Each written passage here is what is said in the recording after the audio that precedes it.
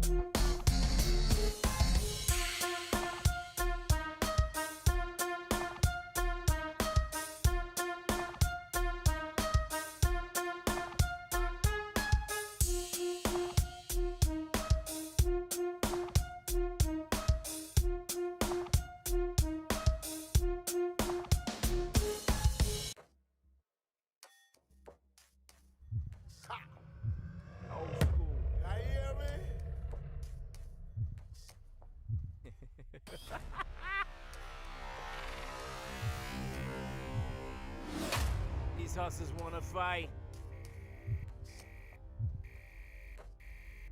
But I got a feeling that something's brewing.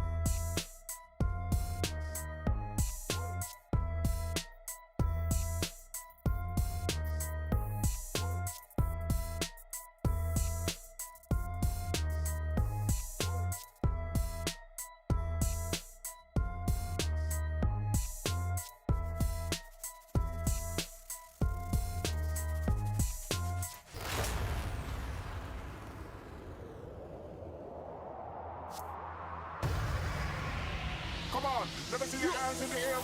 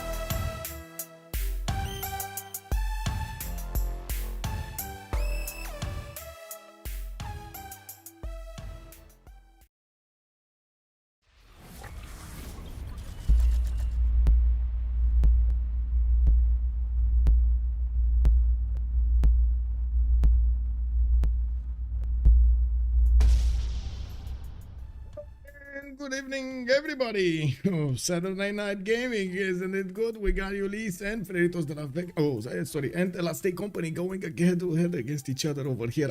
I'm sorry, I was confused a little bit because I was taking a look at their Discords and I was like, why is this? Why are there Frederitos de la Vega members over here in the voice comms? But anyway, we are gonna need to go in and take a look what's going on in the pick and ban phase. I do want to open up Discord and I gotta say all of this day was actually adapting to situations unknown. It is what it is. Hopefully it's not gonna stay the same with the stream and we're gonna have a bit more consistency here. Anyway, we do have Ulyss on the left side with Last Day Company on the right side. I do want to say hello to everybody. Yuri goes, good evening sir and welcome. So good ma'am, how are you doing? How are you? We do have also True Haro. Hello there sir and good evening and welcome. Dingo, good abend mein Herr. Hey, willkommen. How are you doing? Yuri goes also good evening. Monstrat, good evening sir and welcome. I do see Nemesis also good evening sir. I hope you're fine now. I hope everything is going fine and so on and so forth. No Pangea. Well, it looks like no Pangea. We're gonna have the 7 Seas being picked up by them. Is it all good with the lighting? I did switch a little bit. Okay, it's fine. It should be fine, right? Oh, I see. You can actually see it over here. Oh no! I can actually fix this. I fixed this. There we go. Bam. No more white over there. It is what it is. Now let me also put up the map because we now know which map it will be. The 7 Seas. We do have the 7 Seas. Definitely a good map to watch. I'm pretty sure we're gonna have them trying to go against each other with land and naval, and we do need to see who's gonna be the simmer and who is gonna go through those defenses. We've seen them go head to head quite a bit in the previous seasons, I would say, actually, because we already have them fighting each other for at least one season in different competitions. Also, I do want to take a look over here what's going on in the pick and ban phase. We do have Norway on the right side and Japan, while on the left we're gonna have Spain and Montezuma being taken down, not allowed to play in the game. We do need to also click on buttons over here. Give me a second. I do want to say hello to YouTube also, and I do want to put my chants in order. Hello there, Magis. Hello there, sir, and welcome. Okay, give me a second so I can pop this chat up and put it right next to the other so I can actually see what's going on both. There we go. Click, clack. Okay, there we go. And I think I can actually stop this stream timer because I don't need it. Anyway, now so Australia on the left being taken out by Ulyss. We do have Cleopatra on the right side. Australia definitely makes sense. There's so much potential over there at the beginning of the game for that extra science and going for the production from the pasture. But I gotta say, we rarely see one with like 4 pastures or something around his territory. Cleopatra Ptolemaic, definitely we've seen it banned multiple times, and we've seen what happens when it just goes haywire. Oh my god, people did amazing over there on that map. 33 tiles of improved forest were around his rainforest. Actually, rainforest were around his territory. We do have also Theodora being taken down by Team Ulyss, while Rome is gonna also be taken out by Last Day Company. Interesting choice to take down Rome on this map entirely. Really, is it that? I mean, I would imagine there are definitely stronger civilizations than Rome. Usually it is quite big, but I think it's quite big because out of all of the civilizations it is quite consistent. So yeah, but not always like exploding. And we do have Gandhi here, which definitely makes much more sense. The Gandhi, big face generator, and with those Varus, very nice. Not to mention getting that ability to just get more bonuses from your religion. I mean, why not? Okay, I need to fix this. There we go. There was a wire that I was clicking with my chair. Yeah, chair. Swivel chair. Woo-woo. Okay, so what do we have? Right. One more band from Last Day Company, and we're gonna go into the pick phase, and we're gonna have Ulyss pick one civilization, and then Last Day Company is gonna need to follow up with their two. That would mean Ulyss will set the tone over here. Okay, another very aggressive civilization is gonna be taken down. Ulyss is gonna take down Scythia, and now they're gonna pick Sumeria. Actually, sorry, Last Day Company to take down Scythia, and Ulyss is gonna pick Sumeria. First pick Sumeria. Okay, I mean, we've seen this before. Okay, we see a lot more of Gilga in these games, which I'm not sure if it's for the good or for the bad, but it definitely is what it is. Late Gandhi ban, yeah, they did ban him very like the last civilization here. Maybe they played a little bit of chicken with their opponents, trying to figure out, okay, are you gonna ban Gandhi? Next turn. Are you sure you don't want to ban Gandhi? The next turn. Did you ban Gandhi? I think you need to ban Gandhi. You know? Anyway, State Company is going to pick their choices immediately, one after the other. Portugal and Victoria Age of Empire is going to appear over here for State Company. And these are very two good civilizations when it comes to the naval, not to mention generating that gold. We do have Coupe also being picked up by Team Ulyss. Oh, we got Coupe, boys. We got Coupe and Gilga in the same game. Oh, this is starting to shape up quite nicely. Okay. Let's see. Excuse me, seeing Gilga bro is always a joy. That is true, especially if he has a big Coupe next to him. To those, you know, how do you call those chants over there by Coupe? We do need to see what the 4 last bands will be over here, and I do believe yeah, right now definitely the economy is with Last Day Company. I would say Portugal and the Age of Empire are gonna generate a lot more gold than Sumeria and Coupe combined. There are quite a few strategies with Coupe that we might see. Maybe those toss, maybe we're gonna see him try to sail away further, or he's gonna try to get some simming done. I would hope not the simming.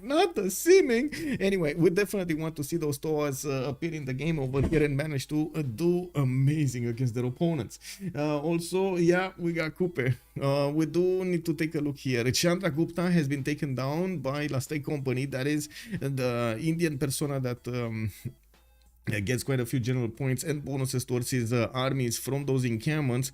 We do need to see, from the holy sites. So doesn't it get from the holy sites, like the shrines and the temples, giving bonuses or something like that, if I remember correctly, to the big Gupta here? Anyway, we do need to see last 2 bands here from Ulyss. They're gonna go 1 and 1, and Nader Shah is gonna be taken down. Okay, it got selected, and then okay, confirmed. Now Last Day Company is gonna do the last band. Hey, where did my YouTube chat disappear? There we go. YouTube chat is back. I found it funny that today there was today, I don't know, in the last few days or something, there was a creator video, like those videos that YouTube does for the creators and so on, regarding what they're doing with the updates, if they do have something for us that we should know about, and how the new tools are available. And they said something specifically about chat, that you can actually moderate better right now with more options they added under the 3-dot menu. Remember, like a week ago or 2 weeks ago, that I was complaining I cannot access the 3-dot menu because the heart icon is literally on top of it. I still cannot do it. And I wrote them a message, like a comment. I mean, if we can access that, you know, I gave some feedback on this. I don't know, man, maybe fix your stuff before you tell us you add more stuff that we cannot use.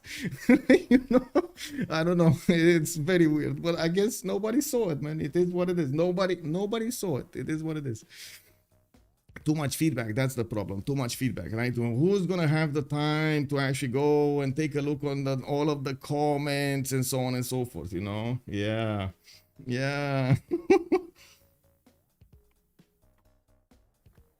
There was also a discussion about their thumbnails.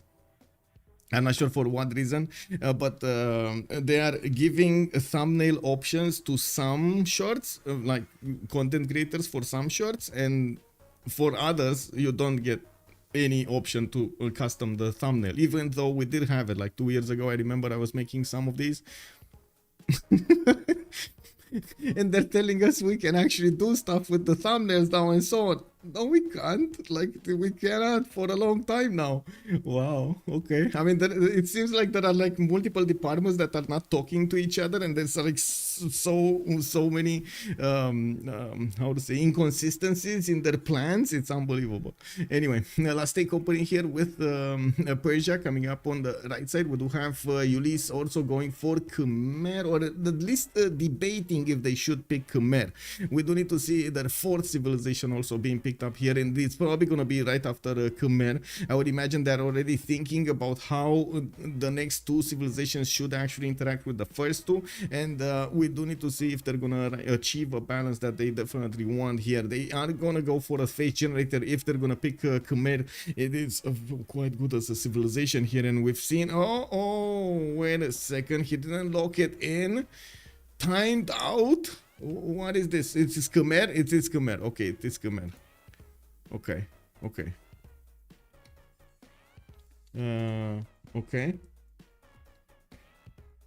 I guess they wanted to use every last ounce of a second over there to try to get this debate going between them, and they're definitely thinking how they're gonna pick the last fourth one, the last civilization here in the game. And I'm pretty sure Last Day Company does already have a plan in mind, especially with Portugal and England being picked up so quickly. I would imagine they already did think quite a bit.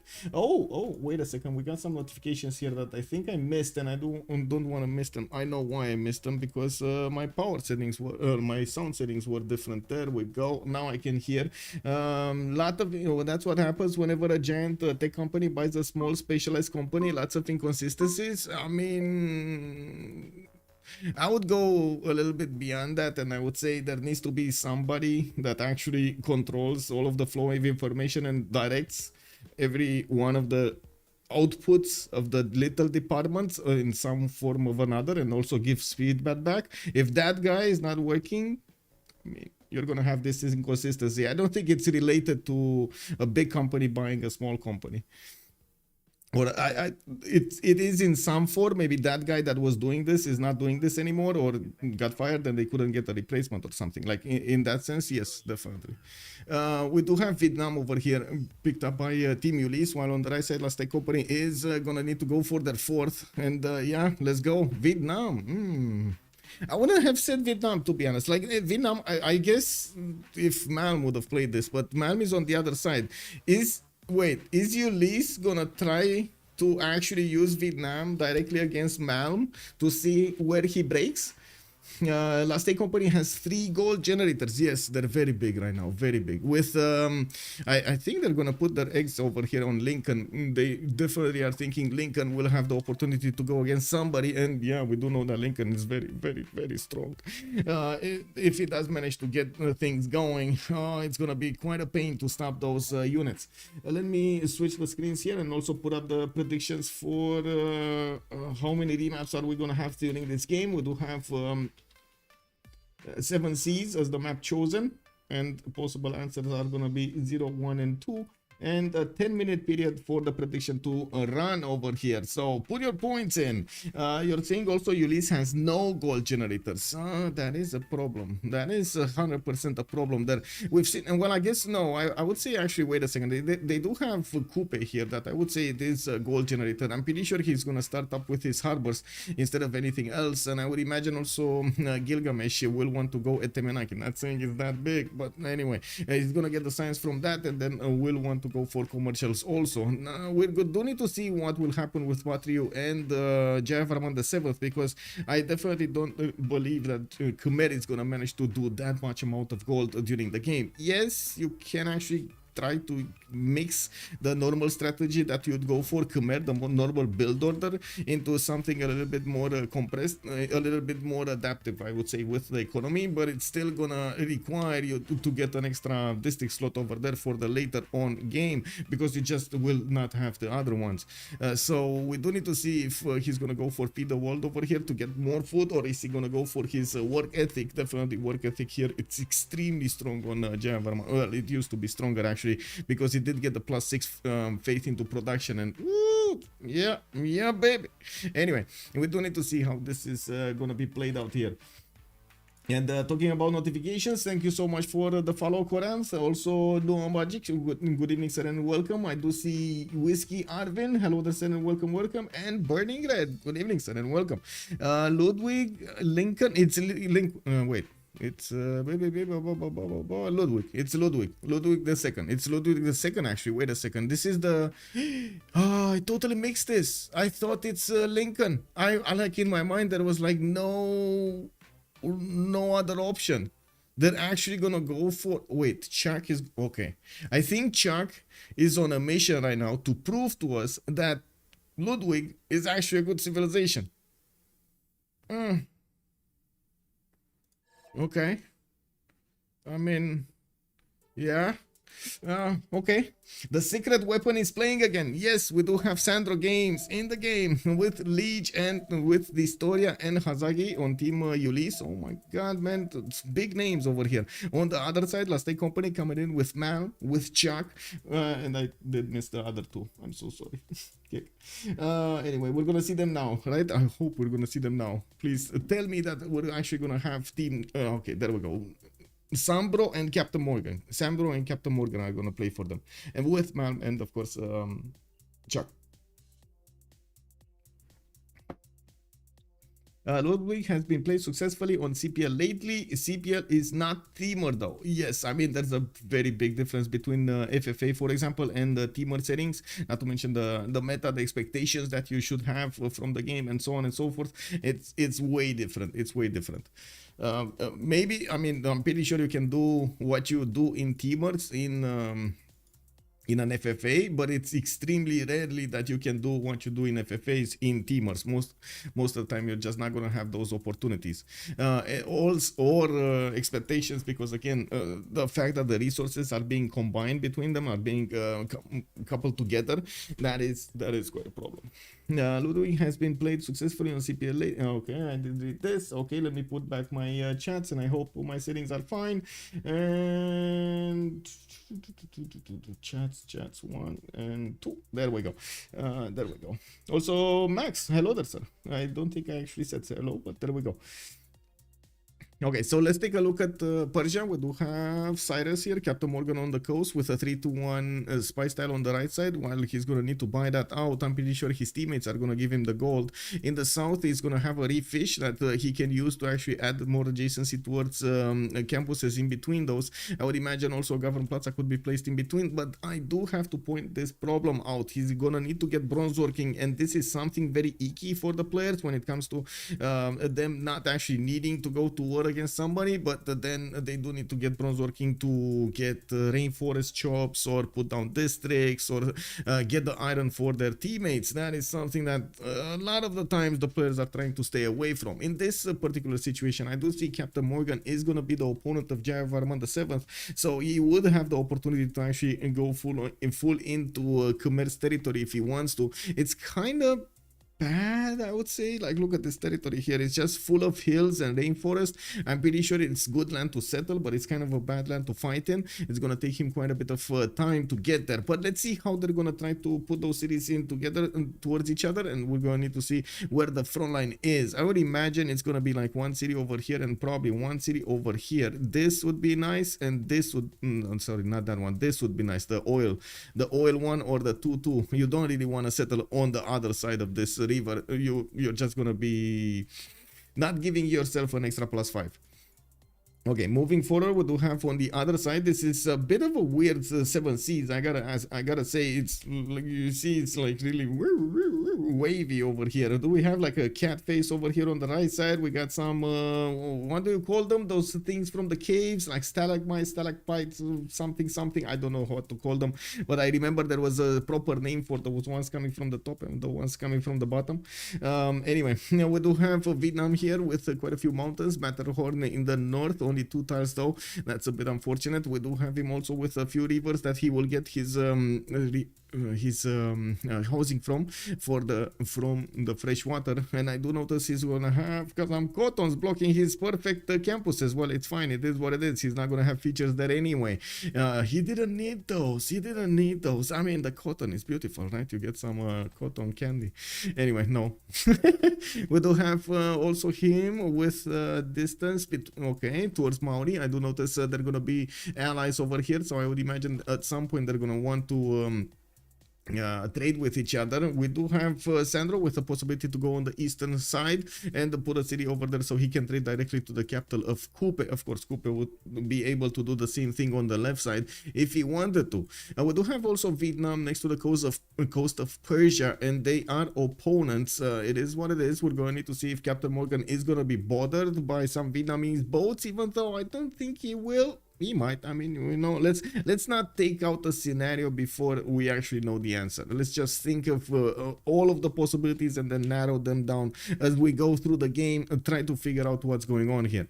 Next up, we do need to... Oh, wait a second. I did actually miss my thing over here. I just reminded myself I need to actually go after the teams, right? So Lisbon would be the one with Pasargarte. Okay, let's go fast on this. Lisbon with Scout coming up in 3 turns. He's gonna have the extra food from the bananas, a +3 harbor, and another city to the east, some to the southwest. Peninsula settle. I mean, I guess all of this island is gonna be his. This is quite a big island. This is definitely something he can work with. I'm not really fond of the extra food, but he's gonna have enough food from the fish tiles, I would imagine. So, you know, Halong Bay also was a wander towards the south, not bad to settle. Let's take a look what does he have in the south. He has Chuck in the south, and I guess this smells really bad. This really smells really bad. I mean, I know it's all of the tea tiles over there, but look at this city. Look at the land around him. Like, what is he gonna do? Sit in the tundra? Try to live on that one tile next to the coast that's gonna be plains and not... Oh my god. Snow? Ulyss with only 1 Navy Civ. Yes, we actually don't have 2. We only have Distoria. He's gonna be all alone against the elements. Hello there, Monkey Wazaro. Good evening, sir. Stalagmites. Okay, stalactites and stalagmites for the ground ones. There we go. I knew I was remembering something.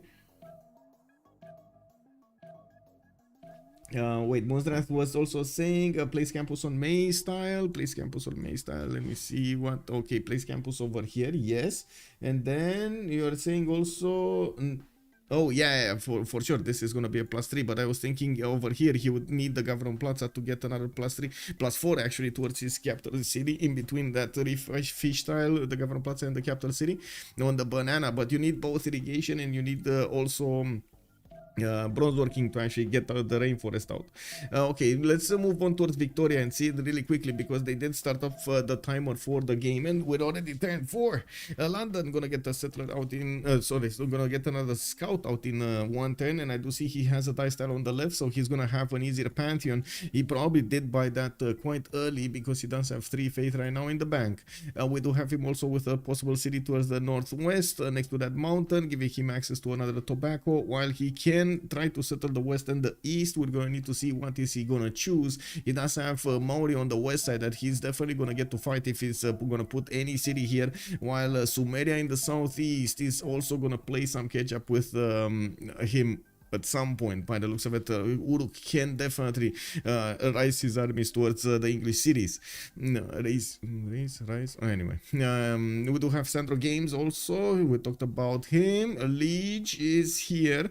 Liege is gonna be on the west side of Pasargarte. We did talk a little bit about Khmer. He does have his 2-2 base, and I do see he's gonna have a pretty okay... Oh no, this is not an okay city.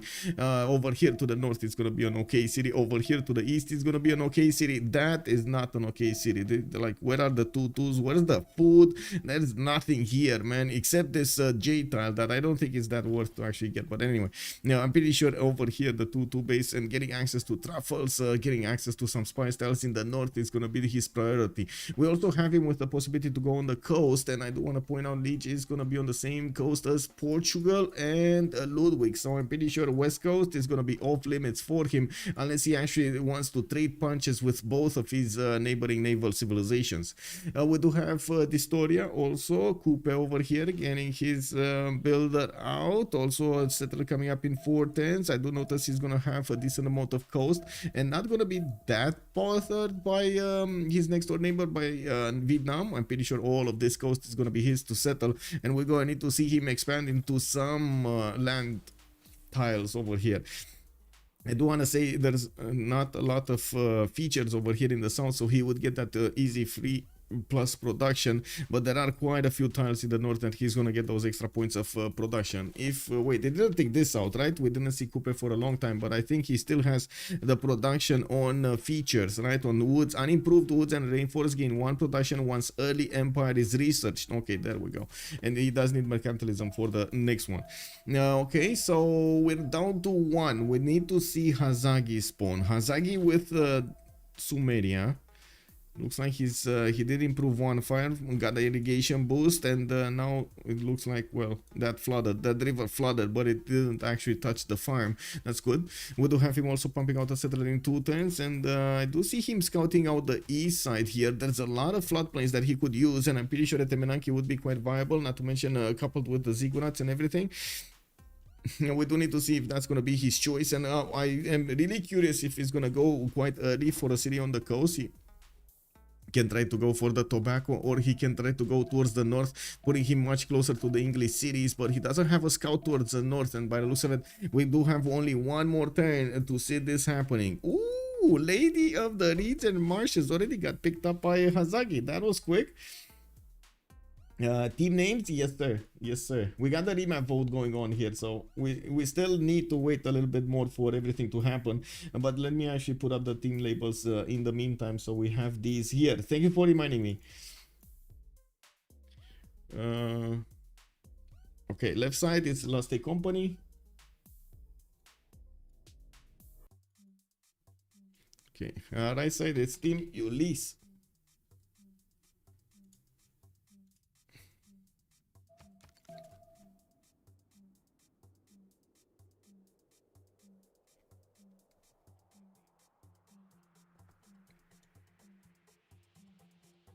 So, remap vote. What do you think? What does chat think?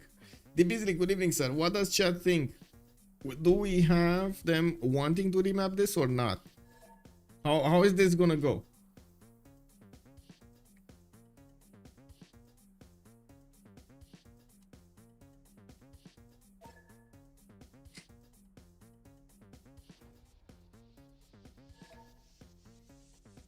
Remaps are always fun, yeah.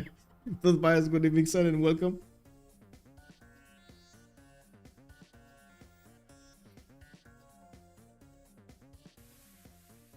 Oh my god, this is unbelievable. I still can't actually click on the 3-dot menu that they're talking about here. Oh, YouTube, man. YouTube. It is what it is. Portugal and Germany can trade at least. Yeah, true. Bicor, good evening, sir. I don't think, like, except Germany spawn, which I think it's extremely weak, but I mean, if Chuck, I'm pretty sure he can try to get something out of it. I don't think their position is bad over here, and they do have Liege versus Persia, which is going to be amazing, but they don't know about this. They do have also, what is this, Sumeria, right? With the ability, Sumeria is going to have the ability to go against man. Oh, both remapped. Both remapped. That is it. That is it. We got a map, sure, a new map coming around, and we do not have them with any more remap tokens. This is it. Whatever map is gonna be revealed to us in the next few seconds, that is gonna need to be played. And we've seen this multiple times, how this actually comes back to haunt them in some way, form or another. So we definitely need to check their spawns out and see what's going on over there. What kind of new lands in the waters they're actually gonna get to make use of in this game. Folking Knight, also good evening, sir. It should be okay. All the navals can trade. Kepboy, good evening, sir. I did want to also give a special mention over here. A big shout out to BC13490. Thank you so much, sir, for converting your gift or a prime to tier 1. Thank you so much, sir. It's very, very, very appreciated. It puts me one step closer to that partner plus. This always interesting. Someone gonna be upset. Exactly, right? Somebody is gonna have a bit of a problem there. Let's actually see. Let's see. Oh, wait. Is this like... What is this Pangea? Oh my god. Pangea looking 7 Seas. With oh my god, look at the train of pain over here in the north. We got Malm with Captain Morgan. Oh, I don't think he's gonna like this, boys. I mean, if Persia was dreaming that he's actually gonna shoot some immortal spears into his opponent's hearts, I think Captain Morgan is gonna be a very sad puppy when he sees and loads into this game. That is kind of a bummer. Look at this. He's just gonna settle on these tiny islands. He's next door. Oh my god, city state is not even on his how to say, on his coast, so he needs to actually get units there. This is gonna have very good trade routes with England, which, by the way, he doesn't want to do external trade routes because his internals are gonna be quite good. Okay. Let's see, what do we have here? We talked about Persia, right? So we need to take a look at Sambro, which is Portugal, which is gonna be in the south. And oh my god, what is this?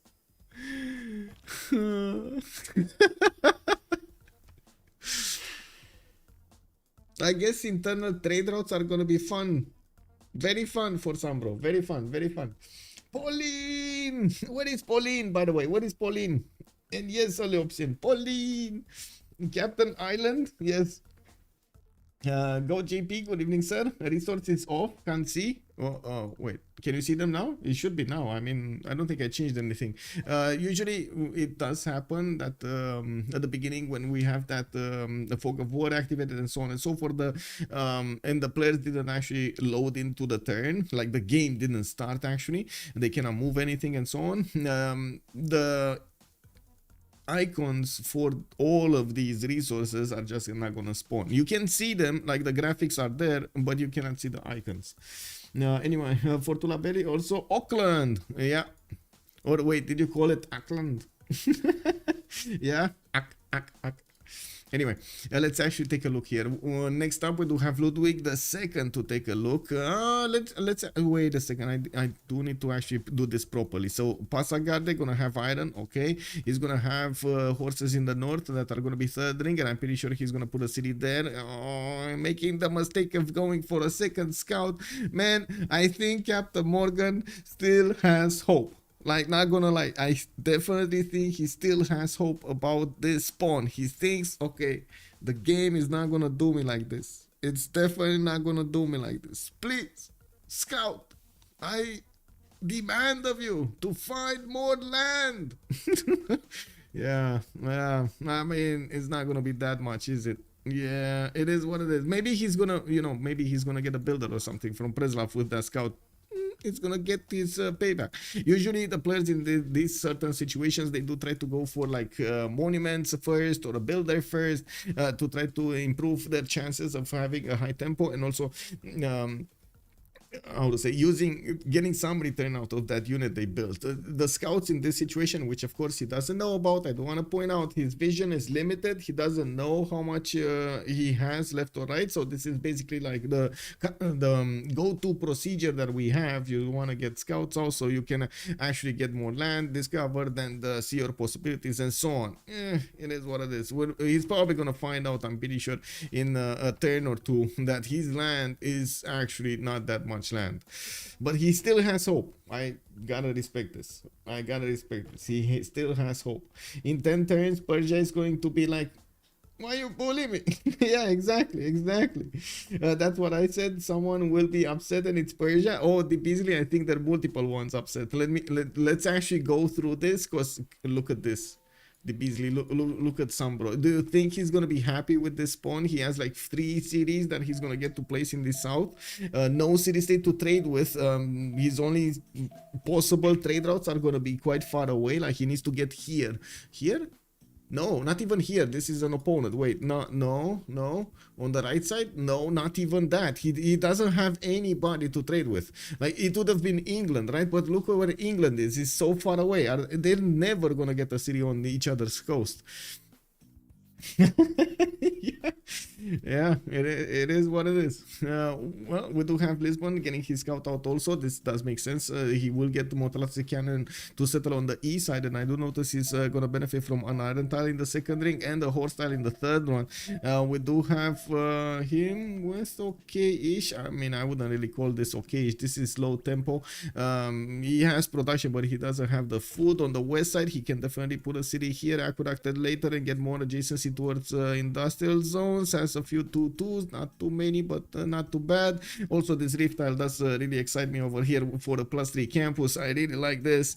While yeah, a fourth city is gonna be very bad. Like look at this. Okay, you put city over here, and then where are you gonna put the next city? Over here somewhere, right? So you get 1, 2, 3 tiles, 4 tiles to use.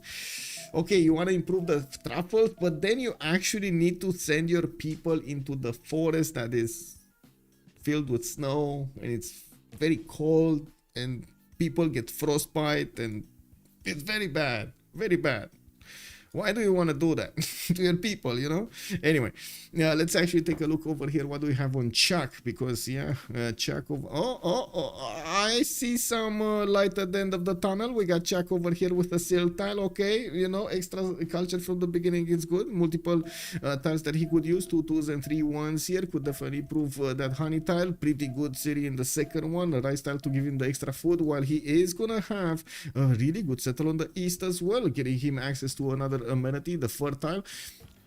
Yeah, and I do think he's gonna have the opportunity to put a city in the north, so he can trade directly with Persia. This is gonna be a big economic trade zone over here for them, between 3 civilizations, Malmchak and Captain Morgan's Persia.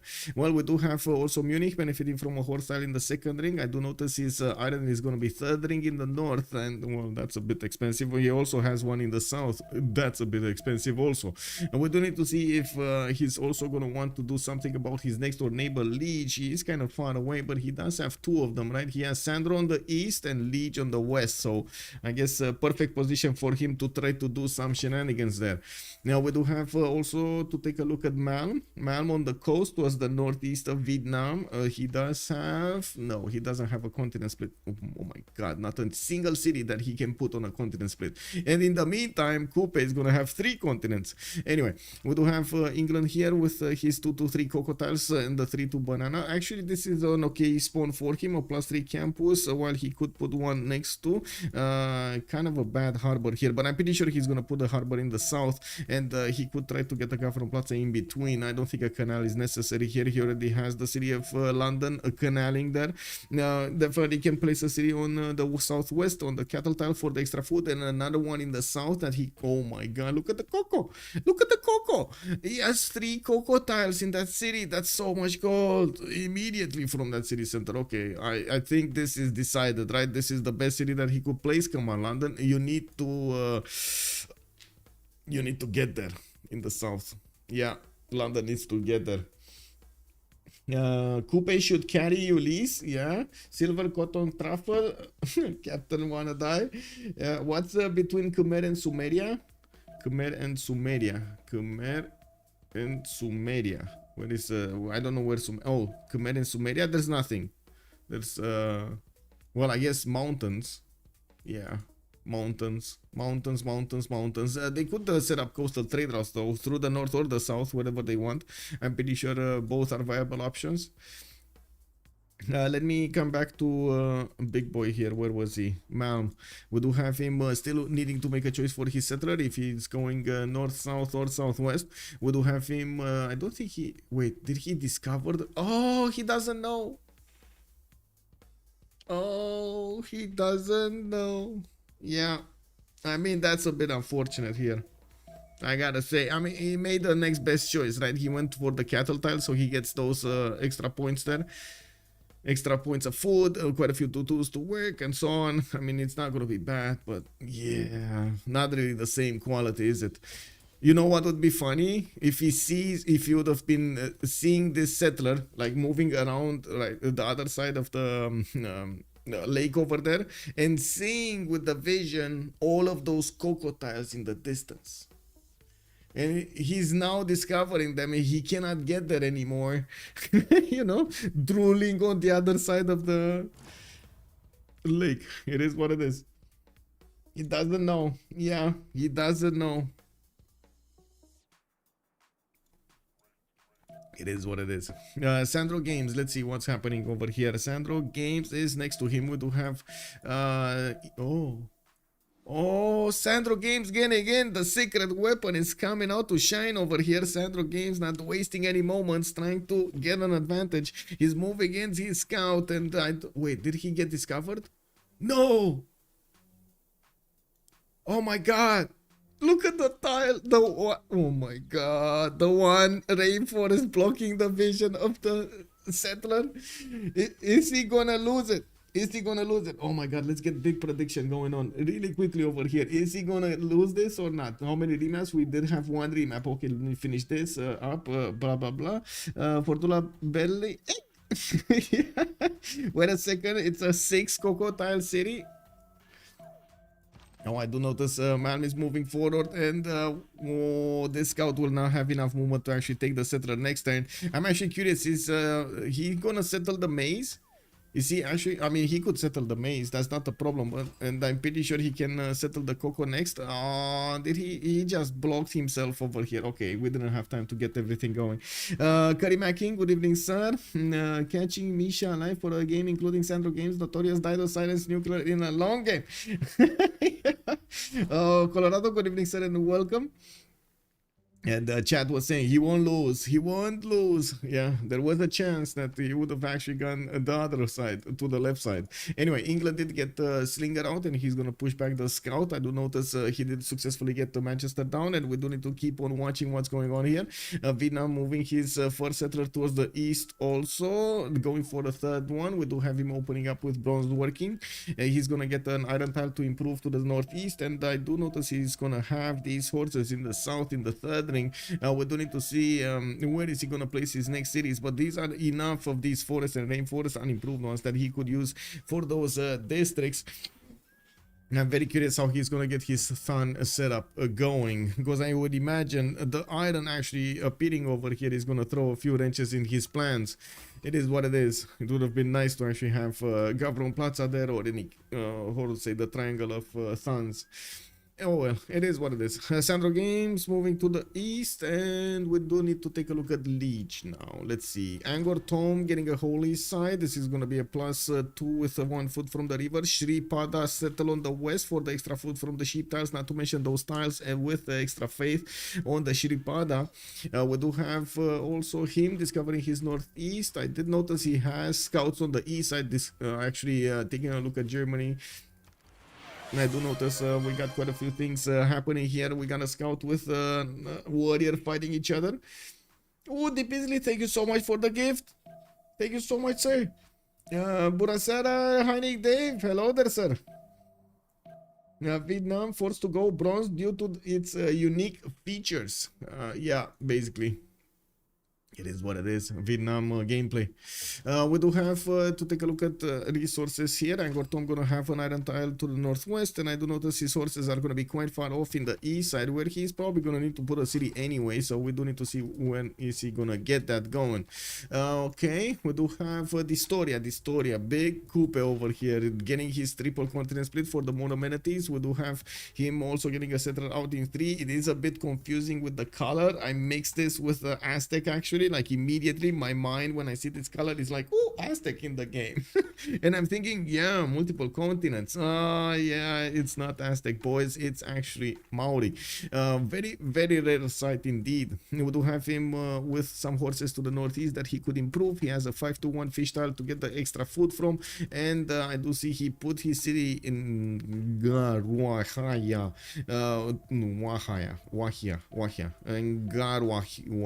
in Garwahaya, something like that. Anyway, he has it to the south where he will have his whale tiles over here also to improve. That's gonna be quite pokers. We do need to see who's gonna get to snatch God of the Sea, and well, we're gonna come back to see that happening. Distoria and two tiles to get the iron tile towards the southeast of Tehonianga no Yakupe, while his settler is probably gonna need to go off the coast. I mean, this should probably be the best city that he actually has, but if he wants to keep on going coastal and so on, he would need to settle a city in the north, or want to, you know, spend so much time to go to the southwest, which I doubt he's gonna do. Anyway, Hazagi here to the southeast of him. We do have him with the city of Kish already settled towards the north, and I would imagine, yeah, this would be an extra incentive to get the city on the east side over here, trying to benefit from all of those tiles and the connection towards Sumeria, his next door ally. We do have Sumeria going for his settler out in 3 turns, building the monument, and he did manage to get city patriot goddess. This time around, no more lady at the Ritz for him. We do have also Portuguese scouts in his territory able to pillage his sugar tile. Ooh, I think that scout is gonna get big. We don't have him also with the opportunity to move forward. Oh my god, he's getting bombed. Portugal over here did manage to actually get the sugar tile, but I don't think he's gonna manage to get out that easily. I guess he does have the opportunity to go back onto the stone tile and then try to heal himself somewhere. Lick his wounds, as they like to say. Okay, what do we have here? Horses quite far away east side. That is quite far away, to be honest. Unfortunately, that's expensive. We do have him also with the iron expensive on the west side. What is this with these resources? He's probably gonna need to put a city closer to one of these, even though I do notice the land is kind of incentivizing him to go in other directions. For example, over here, which again is not gonna give him horses nor iron, instead of over here. This is only gonna have like 2 tiles of tiles that he would, maybe 3 tiles if you consider the rice good enough, even though I really wouldn't. But anyway, it's good, but in other situations, not in that one. Versus this one, which will have multiple 2-2s, like 5, 6 tiles, 7 tiles, usable tiles, like 2, 4, 6, 8, 9 tiles, usable tiles. Like that's pretty poor. Not to mention so many chops. We do have the settler coming up in 1 turn, and we're gonna need to see where is he gonna send it next. Anyway, I do see Maori is moving towards the east side. He's taking it slow. He doesn't know exactly what's gonna pop out of the fog of war, and he doesn't want to take the chance that there is some form of a lost scout somewhere. Okay, we do have England managing to take care of the secret weapon scout, while I do see Trakiu is gonna get a monument out in 3 turns, and Thanglong is building up the trade route. I do notice Sandro is not yet really okay. There we go. He just made his decision. This will be war against England. We do have to see how he's gonna plant everything up. 1 more turn for the bronze working, and we're gonna see those tons pre-placed, and I think he's actually going to work on quite a few of them, at least from these early 2 cities. Coupe gets sailing and shipbuilding to start. Yeah. What? Yeah. Wait, I think they changed that. Wait. I think they changed that in BBG. I think it's a coastal nation right now. Like, it's not with the ocean one. So settlers can embark after researching the sailing technology. Oh, I see. Okay, that's good. So only with the settlers. I see. Okay, I mean that works. Oh, that's good. He can definitely send his city towards the south much faster through the coast. But again, east side is going to be a much better settler. He's going for the forest. Yes, he's going to take it out, but he's going to have quite a few other tiles to use here. And wait, are we talking about preserve coupe here, or are we talking about harbor coupe here? I think we're talking about harbor coupe here, right? Yeah, Celestial Navigation in 5, Early Empire in 6. I don't really see him getting those preserves going, even though I would imagine Wine and Nerdy would be very, very happy.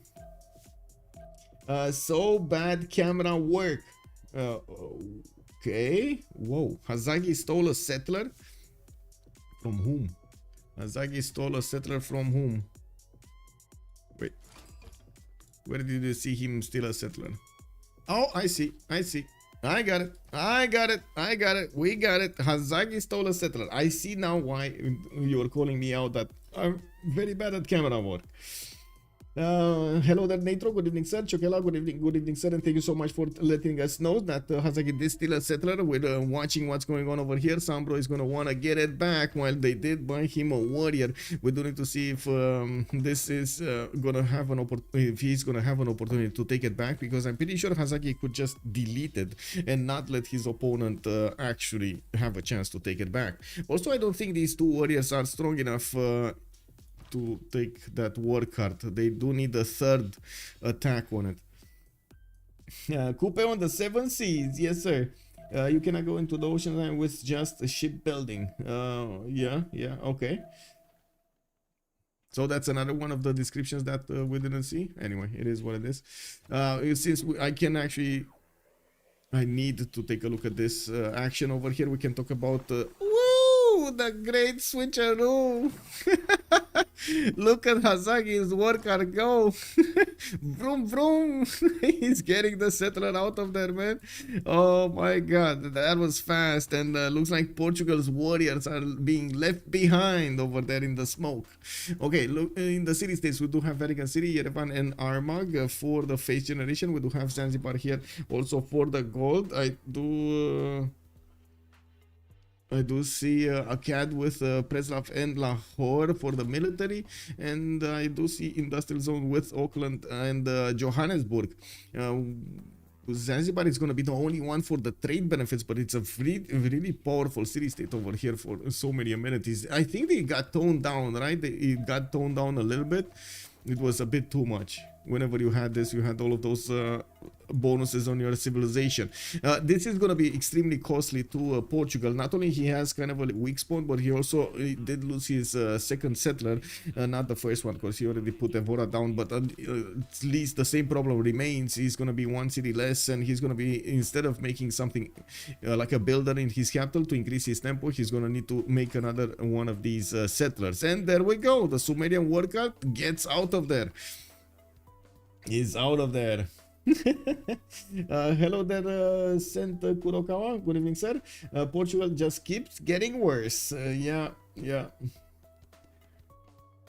Okay, so let's bounce around the map here and see their pantheons. We do have got open sky picked up by Persia. He did realize that he doesn't actually have that much territory. He put down 2 cities, and he's getting a 4th one soon, building up his monuments, and I'm pretty sure he's going harbors here. We do have him 11 turns to celestial navigation with early empire in 1.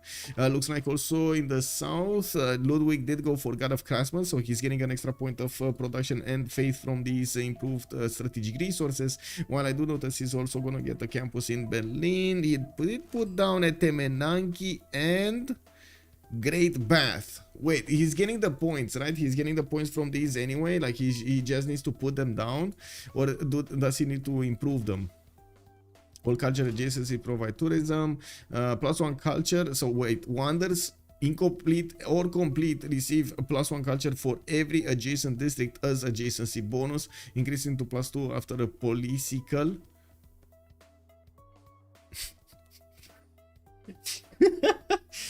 First rule of survival: don't spawn close to Hazagi. Yes.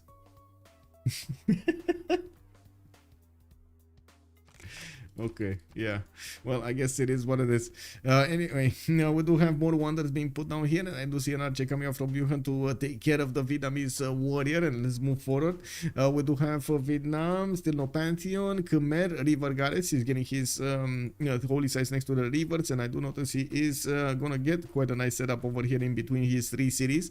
We did have him put Vimayapura to the north, which will require him to grow into quite a few other tiles, while he is not really gonna get monuments. science, so he's gonna need to spend the gold. This is an extremely expensive city, Vimayapura. I mean, it's good in the sense that he's gonna get the pre-builds for these mountains, but quite expensive otherwise. The city in the south, for example, the cattle tile, he still had the furs, which he would have needed to buy, but he would have been so much faster on everything else. Anyway, yeah, we do need to take a look on Coupe. Goddess of Tides. So he did get his extra culture from these coastal resources. Well, at least he's gonna have a decent few of them with 2 production, not the 1 production from the fish. It is what it is. We do have him also with the city of Wakarawarewa to the east side, where he's gonna get the harbor out. Actually, he's gonna get the harbor out from each of these cities, putting in Moksha as the first one in the capital. Looks like external trade routes from an early stage will probably be the name of the game. I'm pretty sure the first one is just to get something going, and because he didn't have it, he didn't have the city here when he started it. But yeah, it is what it is. Let's take a look at the Sumeria, City Patrian Goddess. Quite unfortunate that he didn't get Lady of the Reeds and Marshes. Portugal did snatch God of the Sea, but he doesn't have a single resource improved, and I gotta say he doesn't have that many resources altogether. 1 2 3 4 5 6 7 8 9 10. Okay, if he puts cities in the Tundra, it's fine, but other than that, he's probably gonna have 5 extra points from God of the Sea. Not really that big, but I don't really see immediately something else that he could have had that would have increased his chances here. It looks like Sumeria is definitely getting out of there. Another work art is joining, and we do have some more warriors from a cat, but I don't think they're actually going to fight here. I don't think a cat has been attacked by Sumeria, but maybe I'm wrong, so I do want to check. Okay, no, it's not a war. What do we have next? England, God of the Forge. Okay, so Malm is feeling the pressure of Sandro Games. Vietnam putting down his 3 tons. Yeah, there we go. We do have him also improving his iron tile, and finishing those quickly will allow him to get some projects for the generals. If he does want to do something against England over here, well, we're going to need to see his timings. He's on 7 science and 9 culture, while Malm is 6 and 5, and I would imagine Vietnam will have quite a bit of nice tempo. I do also notice England is going 4 cities, and oh my god, the one good city that he had, he never actually got to. Oh, yeah. It's one good city, man, to rule them all. He never got to the Cocoa City. Never got to the Cocoa City. Well, at least he has Cocos in the capital. You know, one Coco is still gonna be good. But anyway, it is what it is. The first rule of survival: don't spawn close to Hazagi. Yes. Does Germany keep the culture points after someone else finishes the wonder? I don't think so. Or what do you mean keep the science points? The science points already acquired, or the science points in the future to be acquired? Because yeah, I mean, he's not gonna make any more points if that's your question. Okay, so third settler from Lisbon is going towards the southeast. Sumeria is going to have his 4th city and going to finish at Temenanki in 2 turns. Looks like Ludwig did start up, but never going to finish it. Berlin did put down another one of these. This is Hanging Gardens, I would assume. While I do notice Munich was actually interested in finishing Temple of Artemis. But anyway, we do have Chuck here with 12 science and 23 culture already. Wow. Okay. Interesting.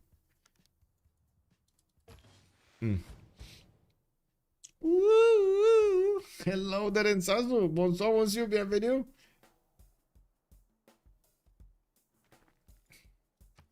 Okay, so 6 turns until the next World Congress. It does seem like at the moment England is going to need to go towards his horses and probably try to get his own encampment down. While we do have Vietnam next to him also following up with campuses in his cities. I'm actually quite curious about his economical numbers when we're going to get into the next era.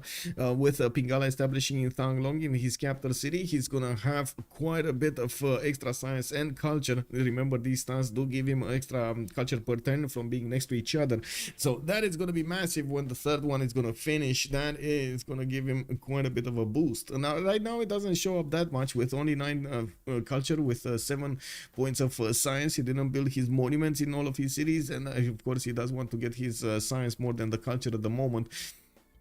I do want to also take a look on the other side. Oh, is that a Gavron Plaza? No, that's another campus. Wow, that's another campus. Kick. Okay. Persia, getting his builders out, galleys out. He's gonna discover the territory. He's also gonna discover Zanzibar here.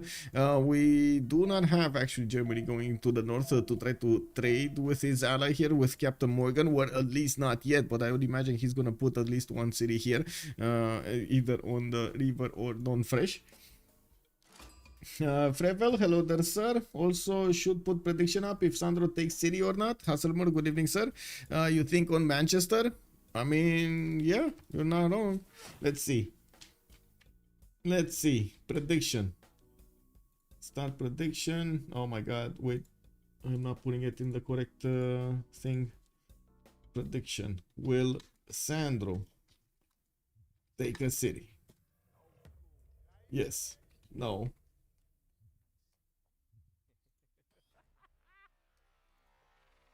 Okay, let's go for 10 minutes. Let's go for 10 minutes because we will get to see if he starts getting his armies out or not. Sumeria took Lady of the Reeds. No, he took City Patron Goddess. That is kind of weird to me. But anyway, I was thinking like who did actually snatch it, Lady of the Reeds, because I didn't see anybody with Lady of the Reeds. Like River Goddess over here, God of Craftsman over here for the production of Germany. Persia is on God of Open Sky. We do have God of the Forge on England. God of War and Plunder on Vietnam, so he starts to acquire 1 point per ton, per improved ton. We do have Goddess of Tides here for Coupe, and Portugal went God of the Sea. So I'm pretty sure Lady of the Reeds and Marshes should have been open. I guess he didn't need it anyway, right? He didn't need it anyway. Anyway, we do have him with a 4-3-2-1 Maze tile, and I do notice a pretty good sugar tile over there to the northwest and southeast. I do also notice we do have him with quite a few cities that he could keep on settling, and he did manage to snatch the city from Portugal on Motlatse Canyon. He put down the city of Wood that he actually snatched from his opponent here, getting Moksha inside over there and getting the benefits of all of that juicy culture right from the face of Portugal. Man, this is like snatching his food from underneath his face over here, you know. That is so nasty. Captain Diabetes and all the sir, wasn't Maori banned in multiplayer most of the time, but CivFR actually decided to not have any bans this season, so Maori is left alone. If they want to pick it, if they want to leave it in, okay, sure, they will take that chance, they will take that risk.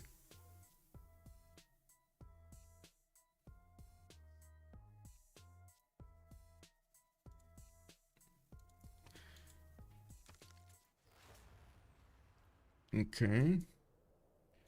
For here. Ancestral Hall for Maori. He wants to get as wide as possible, and I do have to point out he's gonna be next to. Okay. Okay, is this gonna be Maori tours into English cities? Oh my god, look how beautiful this is. Beautiful. Like he could just so first it's we got Vietnam pushing a little bit into Manchester, forcing Malm to defend himself on the southwest, sending all of his troops there, and then from out of nowhere, from the fog of war, we will have over here Distoria come through with quite a few tours and smash these cities right from underneath England's grasp.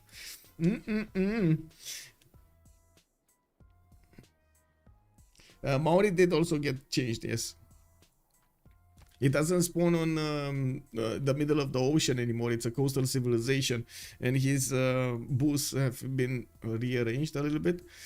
We do have Maori now getting actually the extra production from his forest and rainforest, and I do notice Sister Hall is going to take 2 turns to finish here. We do have him going for his horse improvements, and he needs to get his amenities going also. I would imagine, whoa, +6 happiness. What did this guy do?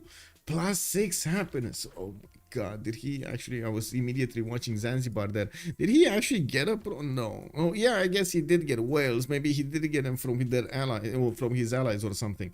We do have got open sky monuments coming out from Persia. Still 3 turns to go. I would imagine everybody did manage to get the points. Oh man, did not. Wait, what? Oh, he's getting a Royal Navy dockyard next turn. Okay, he's fine, boys, he's fine. a bit late, but he did go for the fourth series, right? So you know, it is what it is. I do want to point out Sandro game here is getting away with the science. We got 18 science a turn and 22 culture before he's gonna get his third campus finished, and these don't even have libraries in them. Pingala, I'm pretty sure, is not really giving him all of the points now from his population. That's only a 3-pop city capital, and we do have builders able to do quite a few improvements throughout his territory here. We do need to see what's gonna happen in the next few turns here, because I'm pretty sure Sandro Games will want to push a little bit against England and force him to get the defense up. And while we do have England finishing up his harbors, he's getting the free galleys, which will allow him to get extra strength in the city center, but no way to actually attack the units of Vietnam on land. He does need actual units here. He does need archers. He's going to need horses, or maybe how to say, maybe maybe he's gonna go for swordsman. Victoria is discovering bronze in 2. Wait, does that? And he doesn't.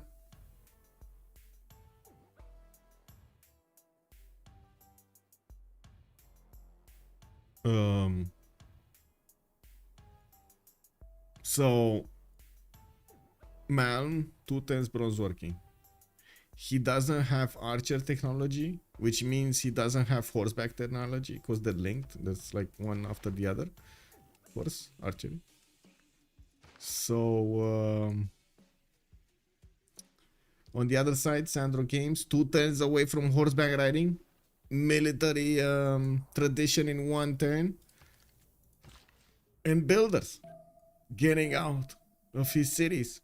We got warriors also getting out of his cities. Oh my god, I think we're gonna see horses on England quite soon here.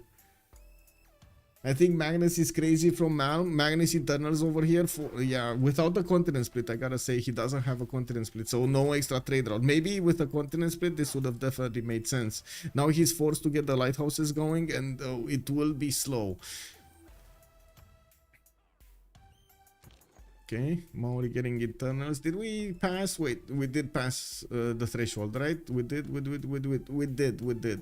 on everybody. 20, 26, 33, and so on. Okay, Portugal looks like he's gonna get bullied by Sumania. We do have multiple archers getting out from Visio and his other cities on the west side. While Sumania is busy building his builders and getting more settlers, we definitely have Portugal here feeling he's gonna need a lot more defense if he wants to keep this up. We do have him still with a few cities on the west side to settle, and quite a few inlands that he could try to use. Not really ideal, but what can you do, right? What can you do? You adapt to the land as best as possible. He did take a chance with Portugal, and granted, this is the 7 seas, so much more easier to actually get everything going, but still, as you can see, you can end up with these spawns. Okay, well, turn 30, Ludwig. Ancestral Hall in 2 turns. We do have Entertainment Complex also coming out from Aachen, where he did actually put population. Sorry, he did actually put Magnus in with a 4 population. I was thinking of in Stargate Atlantis, or was it SG1? I don't remember. I think no, it was SG1.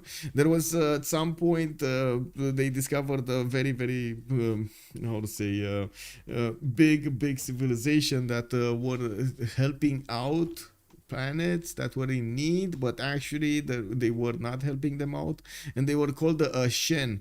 And I was thinking if there is like any kind of like, I don't think there is, right? Is there any kind of link between this name Aachen, or how do you pronounce it? I'm not sure if it's a Shen or is it Aachen, because you know, German pronunciation and stuff. Germany looks so strong. Yes it does.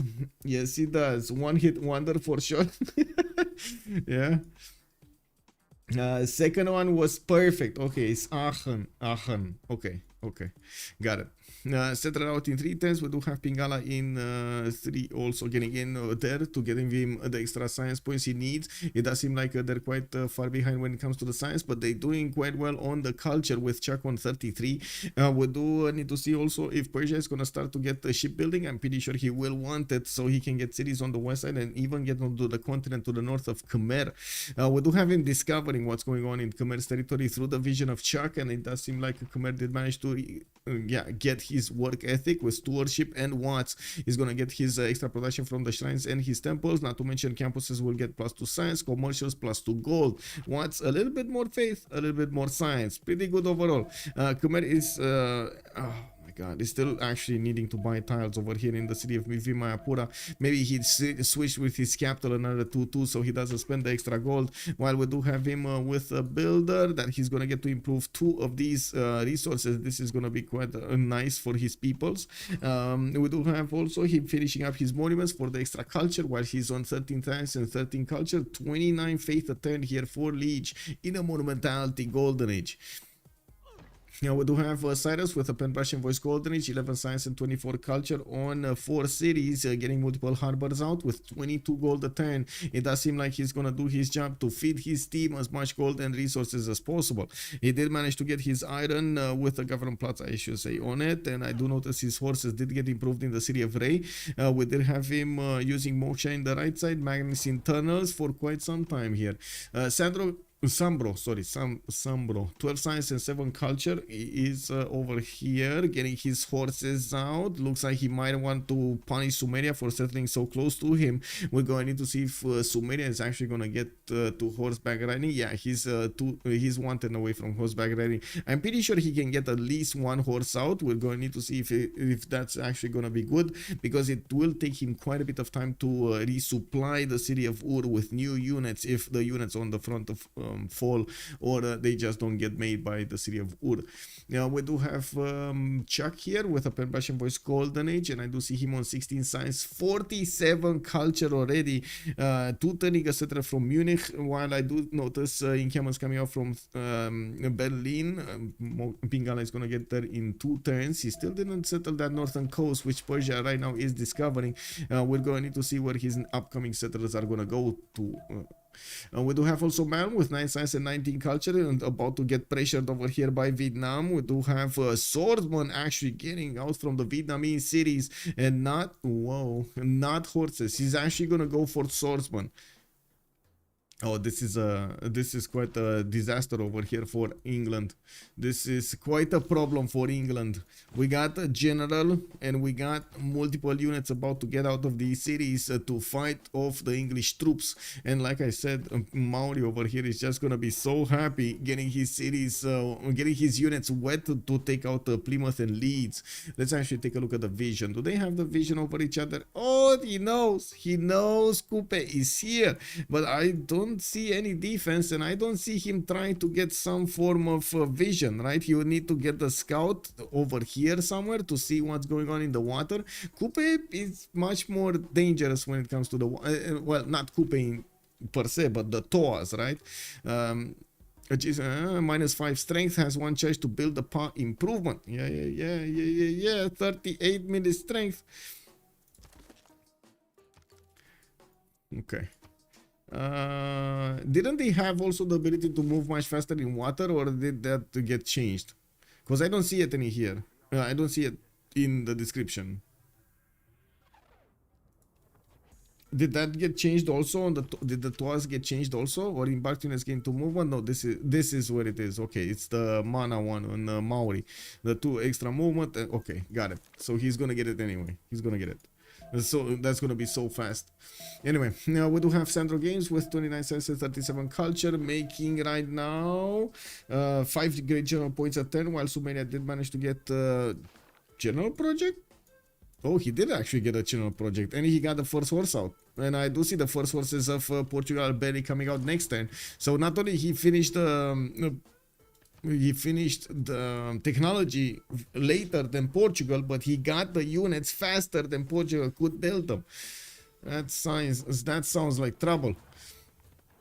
We got Lich here also with 15 science and 18 culture. Jayavarman the 7th on the west side. He's gonna get his ancestral hall in 3, and I do notice he did improve those 2 resources in the north. Temple of Artemis in the city of Agor Tom. While it was being built here, looks like Germany did not want to finish the Temple of Artemis. This is a bit surprising. I would have imagined he does want all of those extra amenities and extra food points with the housing points and everything else, especially at the beginning, to make this city amazing. But anyway, it is what it is. You know, he chose it. It is what it is. We do have Liege Monumentality, right? We did talk about him. Penbrush and voice on Coupe for cities. Coupe did get also the extra growth from Hanging Gardens. While I do notice he's gonna get his Ancestral Hall going, he did manage to get new settlers out in the production queues, with a fifth one going towards the south. Sixth and seventh are on the way to be built. We do have him also managing to get 36 gold per turn with, I don't think he has an external. These are all like harbors or resources. That's a lot of gold per turn. That's a lot of gold per turn. Anyway, now we do have on the other side Hazagi also to the south of him, with Kish, Nippur, Uruk, Eridu also, and Ur, the city that he did manage to get away from his settlers. 18 science points with 29 culture, and I do see 25 gold a turn here. He's gonna have an amazing campus to the south of Motlatse Canyon. If he can ever actually get away from Portugal, or you know, take him down, which I would imagine he's gonna try to do. He did manage to get enough points to get a general, and I do see him needing a few more turns, actually 5 more turns at least to get a general here, while Vietnam will recruit a few more. Okay, I'm actually a bit surprised that Vietnam chose to go with a swordsman. I do believe the swordsmen are a stronger unit, and they do have a much higher chance of taking down defenses. A bit of a problem with the horses is the movement speed. You do see he's moving quite slowly over here towards his opponent, but at least now with the general he's gonna get the extra movement. It's still slow. It's still slow. It is what it is. 4 movement. Oh, okay. 4 movement. Wait, I'm wrong. I'm not that. Okay, I'm not that. I'm wrong. He's going through the forest and the rainforest, right? Oh man. Oh, I think England is in trouble. Big trouble. Encampment training project coming up in Manchester. Wait, why is he not getting units? Wait, he's getting horseback riding next turn. Well, I guess he's gonna chop, right? He's gonna chop 2 horses from London. Does he have horses at least? He has 14. He doesn't have enough horses for 2 chops. Well, at least not right now. He has 1 horse improved. Okay. It is what it is.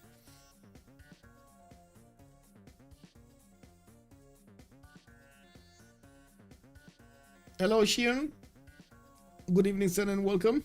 Looks like we're gonna have a long game today. I am actually quite curious about that myself, because looking at what's going on over here, they might actually take out England quite quickly, and it's not like Portugal is gonna be that hard for Sumeria to also eat over here. So yeah, there is a prediction going on Twitch though.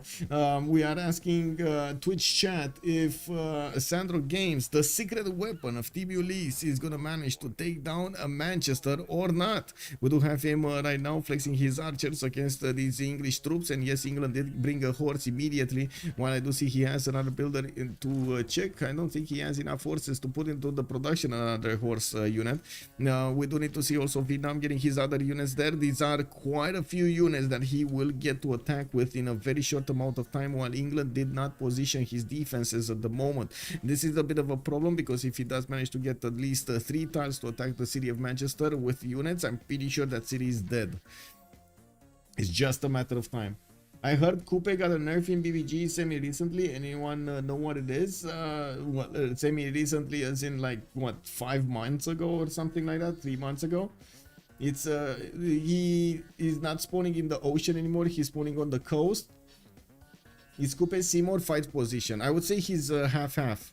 I would say Toas are definitely, or any unit actually, like a knight or something, can definitely go against England, and I'm pretty sure he can sim over here quite nicely. He has these islands on the west side that he could take away from England after England is dead. Some islands on the east also to go for, and we'll have the opportunity to trade with Liege, trade with Sumeria. Not a big problem for them. They're actually connecting all of their empires if they do take out England. England is out outlier. And boom, one English archer just got one shot by Vietnam. We do have those units starting to get in really close, and I do want to say Mal needs to be careful right now. He needs to get another one of these horses in the city of Manchester and put them on the correct tiles so they can defend the city. Immediately Sandro Games moved this swordsman in the forest to get that tile, get those tiles away from Manchester. This is very important, the position. These English archers just don't do enough damage with ideal terrain against the swordsman, and of course the swordsman will get those extra defenses, the tortoise improvement. They just need to start tapping the city of Manchester. Just tap, tap, tap, tap, tap, and boom. Oh, look at this, Vietnam getting a scout in. Ulyss throne. Okay, I'm actually very curious. Is this because of the 4th city? Is this why it doesn't seem like he has enough production? This is because of the 4th city, right? I think so. And it would have been so much better if you would have had this city here. Like one city here, one city here. No, would have been? Oh, I'm not sure if increasing, or I should say widening this gap would have been that good for him. Anyway, it is what it is. Okay, we do have the attack of Portugal on the city of Sumeria. Yeah, there is a general there with a Sumerian horse also available for him. Looks like Sambro is gonna keep up the pressure. We do need to see if Portugal is gonna manage to get what he wants here. Wait, is that a Portugal in Exodus of the Evangelists?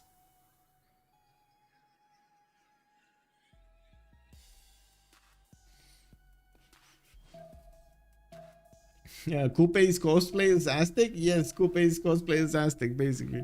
Yes. Yeah. I mean, yes, Portugal. I mean, I can't disagree with his choice, to be honest. I can't disagree. He's already Irel. He's not gonna get out of Irel, right? I cannot say I disagree with this. Big brain, yes, galaxy brain, exactly. I mean, he knew he's not gonna get the free inquiry. Like, who's gonna be harbors in this?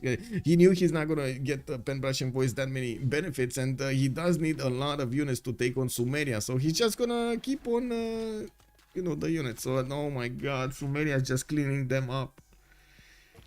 And I think Sumeria is cleaning them up much faster than Portugal can actually put them back on the table. Put them back on the... Where is he going now? Oh, I see. The city of Manchester got tapped. And we do have the walls coming up in 2 turns. That's going to be a problem. That is going to significantly slow down this attack. Can he double tap it before then? No, I don't think so. 1, 2, it will heal. It doesn't have a third one. Yeah, that's not happening. Oh, wait, that was a big one. Can he hit it with the sword? No. Does he have another full? No. Like a full strength unit. These full strength units definitely do the damage, right? Oh, maybe he can. Maybe with a few lucky high rolls, he can.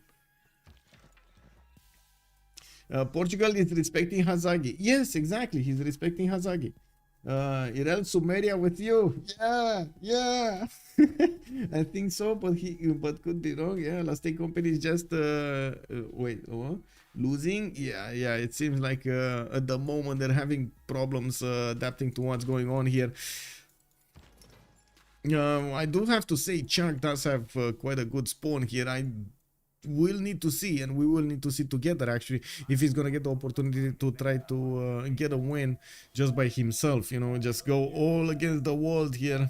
But yeah, anyway, Zanzibar got taken over. England will have a city on the northern coast. I do notice Vietnam is actually feeling the pressure of those walls coming up in 2 turns, and he does want to do as much damage as possible. If he will, oh my God, he might actually get this city. He will get this city. Check this out. Bam. He got Manchester. He got the city. Let's see. What did you guys vote? In the prediction? Oh my God, this was beautiful over here. Sandro Games sacrificing the last bit of health of a swordsman to take down the city of Manchester, make it his own. Tell England, go back. Foul beast. This is our lands now. Elephant guy, good evening, sir, and welcome. How many remaps happened? One. They actually got a map. Both voted to remap it. So yeah, that was it. Both used the remap tokens. Sandro has a cat. Cool Whip is saying. Oh, wait. Well, he doesn't really have a cat, does he? Okay, okay. Sandro will have a cat. Cool Whip.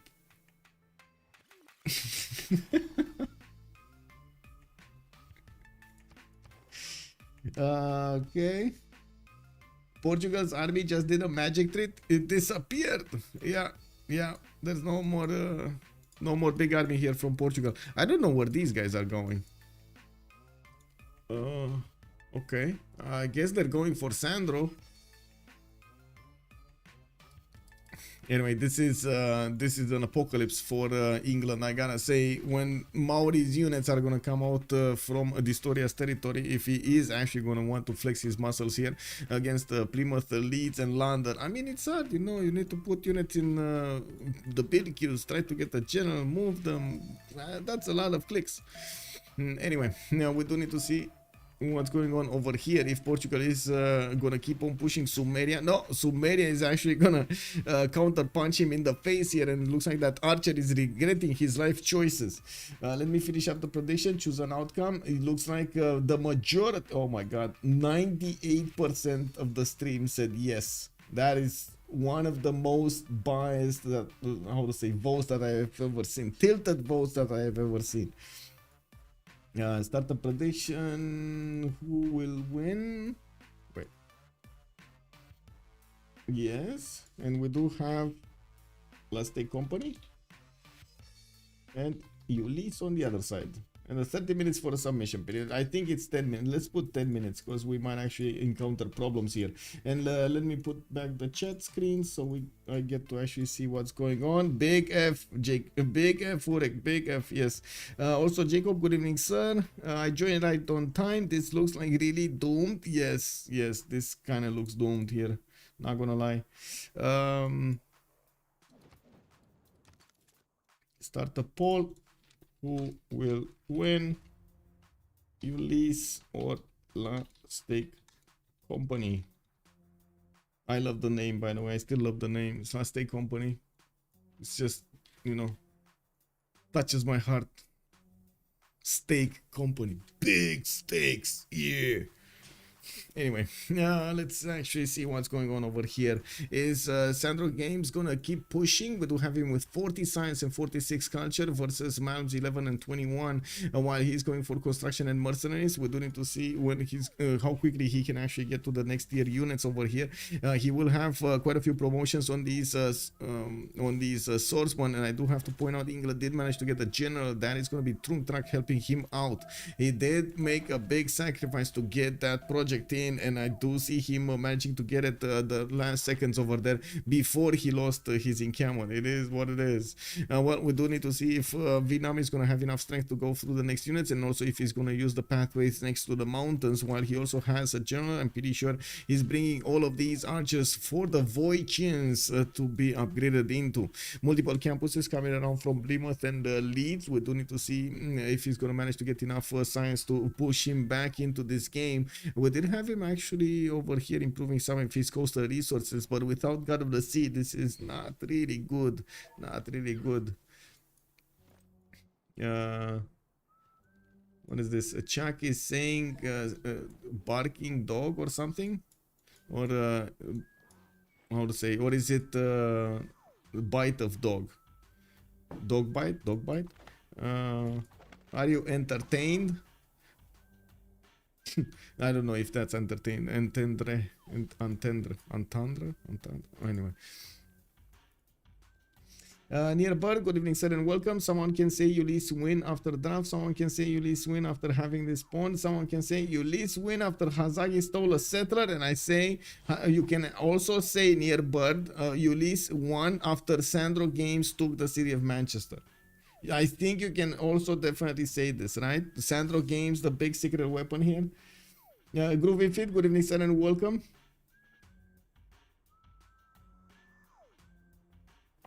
Lee, almost all. Oh, in Nuremberg. I see what happened over here. He turned the cats on the city of Nuremberg. but it looks like the cats were not strong enough. Yeah, too slow, too slow. Just raise City and go with someone else, but I guess Swordsman not ideal. Yeah, not really ideal. Even with the extra movement that he's getting here, he's yeah, not entertained right now. We're gonna need to see next turn machinery, next turn mercenaries. We're gonna see these Vietnamese units get into Voichins, and these are definitely gonna help him push. There aren't that many, how to say, tiles to actually attack into the English defenders. I guess he's running out. We do have Vietnam also using his galleys, trying to get in there.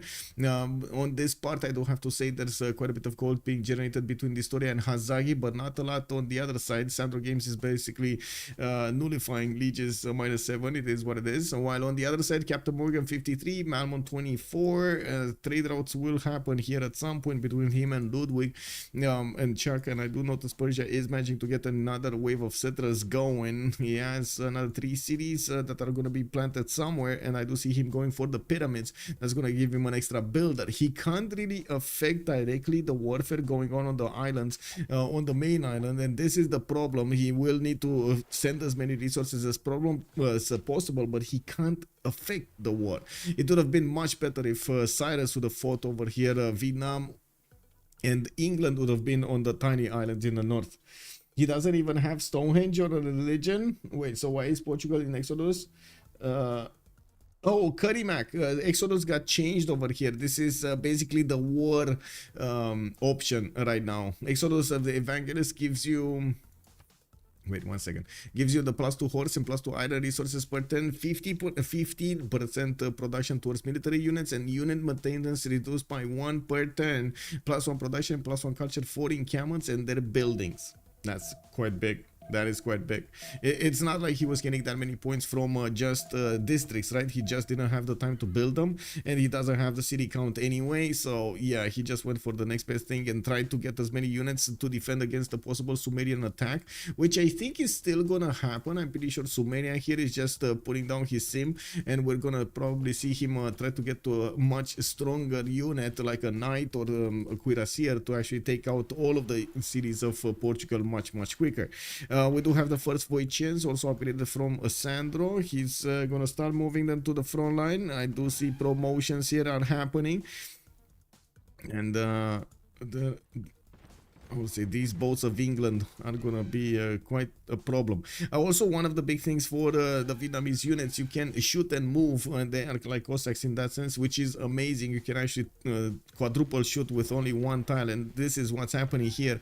Vietnam is gonna drill down through the horseman line very quickly, and Sandro Games is probably gonna be knocking on the doorstep of London from multiple tiles, while at the moment I don't really see a preparation here from Maori to try to do anything. But I'm pretty sure if Maori would just look nasty at the English people, they're just gonna be like, oh, it is what it is, man. It is what it is. Between 2 of these aggressive nations, and also of course there is the secret weapon over here, Sandro Games. Again, we do need to see if there's going to be some form of a catch-up race here on the other members of La State Company, who I don't really see the science. I see some culture, I don't see the science on them, and nor do I see that big of a discrepancy when it comes to the production capabilities of all of these. I guess, of course, we do see Sambro is there with 35 production. Oh my god, 1 mistake, man. 1 mistake, it cost him the game here. That is quite big. That is quite big. Wait, did you end the prediction? No. Oh yeah, you did. You did. Okay, I did. It's fine. I was thinking Groovy Fitter might have taken things, how to say, upon himself to create some more of these. Will the sock go on the left foot or the right foot today? Do we have a deal? Kick. Anyway, campus is finally finishing up in English territory. Looks like the Voician did get a successful campaign against that horse, and we do have Vietnam pushing in with the other ones. We do need to see the Voicians getting in close up and personal, while these galleys of England are gonna die quite fast, I should say. Even if the Voicians don't do as much damage as they should against the galleys, so they have a -17 penalty. They still do a lot. They still do a lot, and since they are quite a few in numbers, you can imagine these boats are not going to be floating for long. Yeah, we do have multiple so many campuses actually coming up from Distoria. He's gonna explode here. 33 science, 52 culture. He's getting campuses with pretty good adjacency, +3s. I do see another +3 over here. Kawiya is where is this? Oh, this one. Oh, I see. One here. This is from Kawiya. That's a +2, and +3 here from the capital city. And getting a religion. Whoa. Whoa. Getting a religion. Yeah, Distoria is gonna be a religious person over here. Are we imagining Zen meditation is gonna be the choice? I would imagine so. Especially with Sumeria next to him. Anyway, so many builders coming up from Germany. I gotta say his game does look strong. We do have him with that entertainment complex in the north that never actually put down the Colosseum. We did have Temple of Artemis finished on Khmer, while I do see him now expanding his territory. 39 faith and 35 culture. Sorry, 39 science and 35 culture with -7 gold, 93 faith and 10 with 85 production. We do have Arena finally in Aachen, and we do need to see if he's actually gonna get that Colosseum going. I do notice he started putting his Hansas. Didn't really prioritize getting the Hansas with the biggest adjacency here. He just got the Hansas everywhere he could. This might come back to haunt him. Anyway, we do have Chuck with 98 production, while I do see Distoria is 99, Hazagi is 91, Liege is 86. He's gonna have quite a bit of a race on his side. Captain Morgan 66 only, Sambro 38 only, Mam is down to 52, and of course, yes, Chuck did just go over 100. Okay, London is gonna get an ancient wall. We do have this English galley that is just waiting to be taken down, and it died.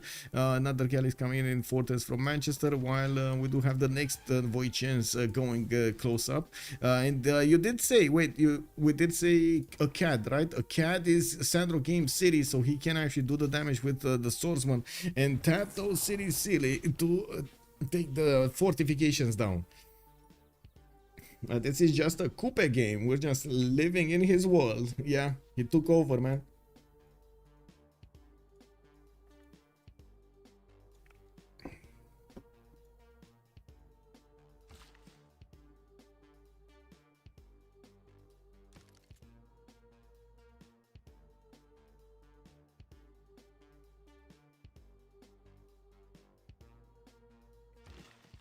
I gotta say, I'm a bit surprised that Germany did get faster to how to say, export these settlers, but I didn't want to expand. That was the word I was looking for. To expand much faster than Khmer. I was definitely expecting Khmer over here to have the bigger cities, the more cities at this point in time. He did manage to get what we did see it earlier. He got a Stonehenge with it. We do have Portuguese horses actually appearing in the lands of Vietnam. Vietnam did make a quick move and block the tile for the campus, while I do notice he's one turning swordsman anyway from Trakiu, and has another swordsman on the east side. These Portuguese units just don't do enough damage against the Vietnamese horses, especially when they are in the with the +4s. Do have Vietnam sending another wall of defense towards the southeast, while he keeps on punching through the English defenses. We do need to see if well, he's doing damage, but he's not doing that much damage against that city center. I gotta point out, it's not that much damage. He's gonna need like 4 hits to take down that wall. 3 to 4 hits. Anyway, these Voicians are going to slowly eat that city strength also, and they don't need to go through the forest on the east side to actually open up more tiles to shoot at that city center. And I'm pretty sure he's probably going to be first on cartography anyway. If printing coming up in 4 turns, Divine 19-3, we will need to see if he's going to manage to put down more cities. He didn't put any right now, and I do have to say, Toas are a thing. Maori did manage to upgrade the first Toa and we do need to see if it is actually gonna get into the seas here. He needs shipbuilding. Where is shipbuilding? Apprenticeship and divine right. Well, I guess Maori is ignoring us for a little while longer. 6 more turns until the next World Congress. The players are starting to acquire their era score points necessary to cross the threshold for a golden age, and we do need to see who's gonna get what. It does seem like Sumeria is also trying to expand his territory here. While he did get horses and knights, it looks like he is gonna punish Sambro here a little more. He's getting the whip out, and we do need to see if Sumeria's units, as they are right now, they can actually punch through the remaining defenses of Portugal, which are not that strong at the moment. And wait, when is he gonna get? Oh my god, he can't even get a general. Who picked all of these generals? Was it Sandro? So Sandro got Hypatia, first of all, pretty strong. We got a general on England, a general on Sumeria, a general on, wait, another general? Oh, 2 generals on Sumeria. And Sandro Games got 1 general? Wow. Okay, well, Hazagi over here did manage to get 2 generals. And we do have him with 2 knights, a few archers, and a horse. And I do see multiple war cards coming in. It just, oh my god, look at that. Almost one shot the encampment in the city of Viseu while he's wrapping in with all of his other units. Portugal is not able to get more damage, but he is trying to get a few horses in the lands of Maori. Maybe he can actually be successful in taking down some of his tiles, get them work there.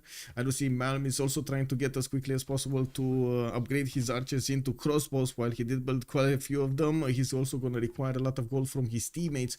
We do have them 64, 34 and 26. Okay, not that gold per turn to upgrade units right now, but his science level and his culture level will still require him to spend a few more turns to get those technologies. We do have, not to mention the Civ6 over here. He's going to need mercenaries for this amount of units. That's a lot of units, and they do die quite quickly. Sandro Games is managing to get into the city of London's borders, take down 1 archer, and also pillage the harbor here. He is getting his swordsman out in the water to block any kind of movement from the galleys. What I do notice is him still going for the printing in 3 turns, dealing with the problem he has. Portugal put a few units against him. He is gonna push them back quite quickly, and of course keep on resupplying the city of Manchester. This is more over than my first. Oh, I'm sorry to hear that, man. I'm sorry to hear that. Monkey Wazaru. Yeah. Max, good evening. We're not far away from a GG to Ulyss. Last Day Company need great gameplay to come back. Yes, yes. And I think the biggest question is can Chuck and Captain Morgan actually pull this back? Because they definitely will lose 2 allies. It's just a matter of time. Or okay, they're gonna lose 2 allies in terms of city count and in terms of their usefulness during the game. Yes, they will still have a military alliance with at least England that does have Zanzibar. He can settle another city towards the north, get protected by Persia on the coast and so on. But then, well, Coupe will happen. And when Coupe happens, well, Coupe happens. Maxi Torres, hello there, sir, good evening. 2153. What's 2153?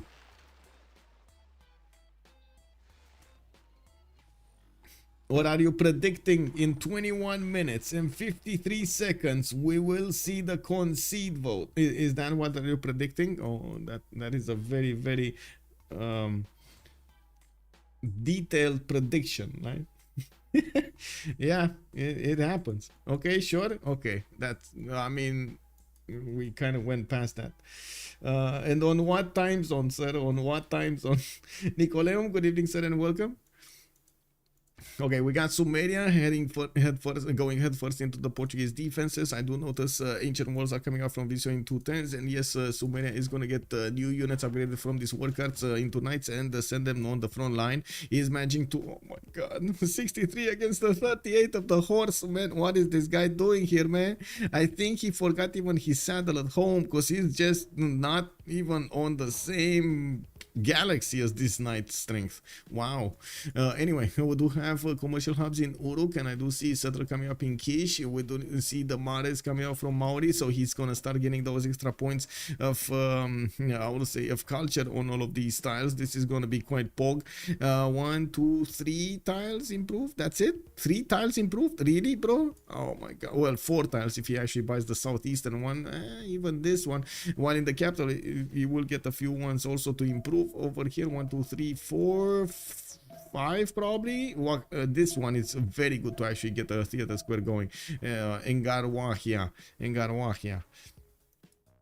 Anyway, let's see what's going on here. London still getting attacked multiple times. I do see the swordsman in the water is getting the defense of a galley, and I do notice multiple Voichians are gonna eat that wall alive here in the next turn. Oh, okay. I didn't mean to click the wrong tile. Oh, Vietnamese swords also got on the other side of the water here. And we do have another galley coming in with the Voichians still needing to do the attacks. They will need to check their targets here, if it's gonna be the galleys or if it's gonna be the city center. There's another swordsman coming out from that city center soon, so we're gonna come back to see what's going on there. Wait, did Vietnam kill all of the horses? No, there's one more alive here, and that's going towards the city of Manchester. Well, he's gonna be hunted down by these swordsmen. It's fine. Okay, let's see what's going. Oh, I think they broke Portugal, guys. Yeah, this is broken Portugal. These are no more units here. He's desperately trying to get some warriors out from Lisbon or Evora, but with Sumeria getting so many more units and the advantage of a general, this is kind of over for some, bro. Hi, I'm Nils. Good evening, sir. Oh dear, seeing Mount being killed by the Civ, yeah, it's getting killed by the Civ he didn't want to pick, because he didn't want to pick this. Remember, he usually actually plays so many times with Vietnam. This time, this game, he said, no, I'm gonna try something new today. Well, something new doesn't really mean something better. It is what it is. Never remap if you have a halfway decent spawn. Yeah, not gonna lie, I kind of tend to agree with that. It's just the extra risk that you add when you remap is just a bit too much. But anyway, there are some situations where you really cannot adapt from. Okay, so this one finished, only has these 2 tiles upgraded. He does need to get the other ones, and I'm pretty sure they're gonna be better than the stone tiles with the extra culture and extra faith on them. We do have London city defenses going down, and I do see Vietnam is gonna have a bit of a problem pushing through the next ones, especially with Governor Victor established there.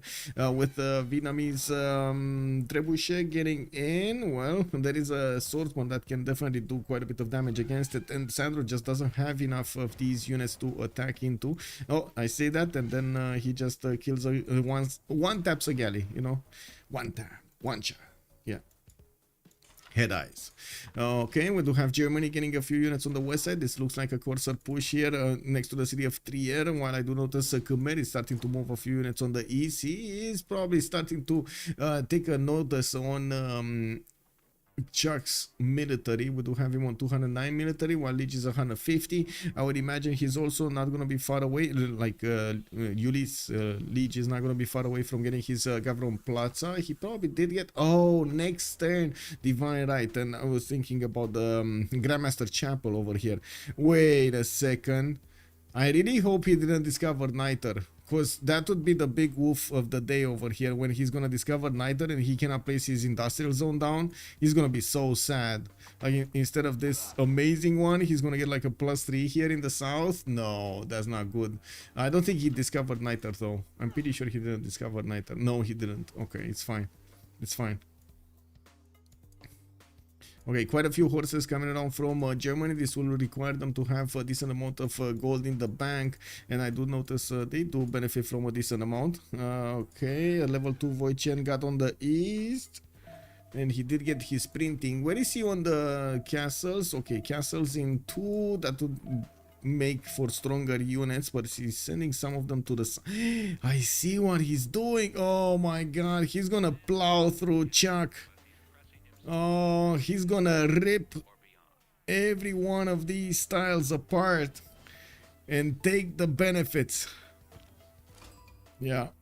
While I do notice Sumeria is getting in, Visio did make the walls, it's under siege right now with all of the Sumerian knights around it.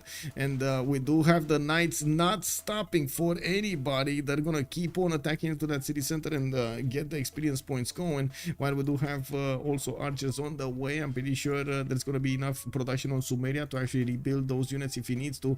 And there's still gonna be quite a few challenges here to go for anyway. I'm a bit worried about the lack of health on these knights, to be honest. This one, not so worried. This is gonna get the promotion, but this I'm... Oh, wait, it does have a level 2 promotion. Never mind, never mind, never mind. Okay, that's better, that's better.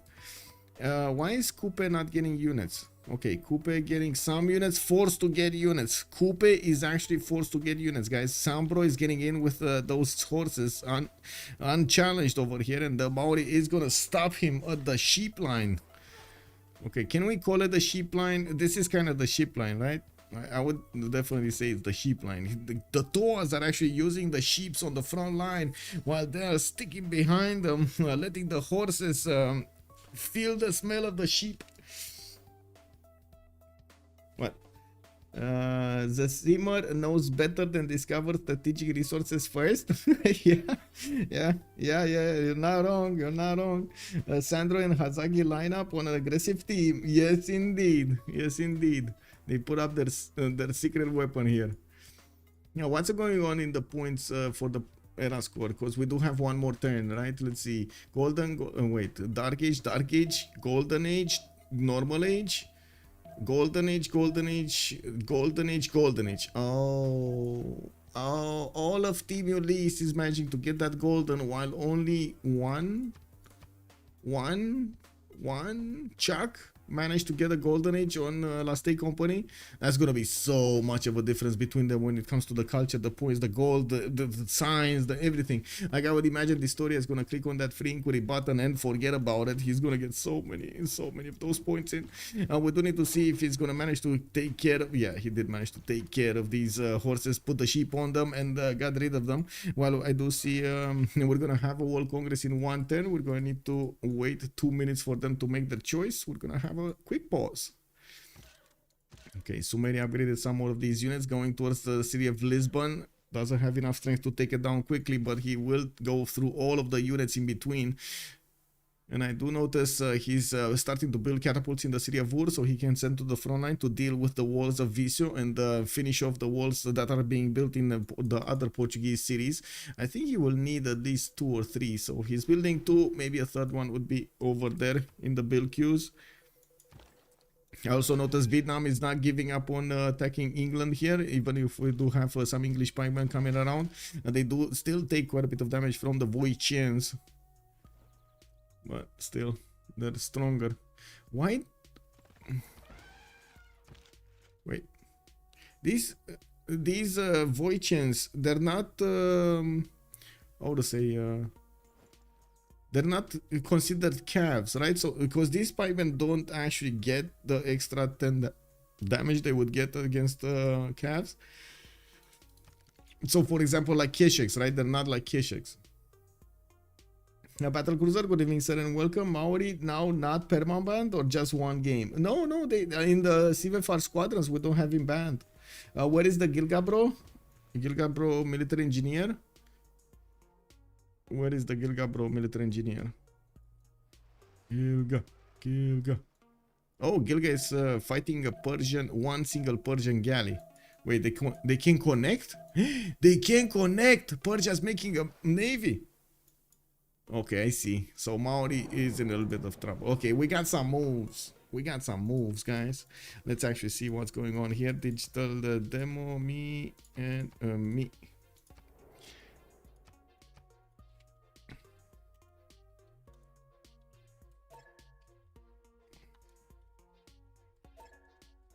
Okay, so 2 minutes and we're gonna come back.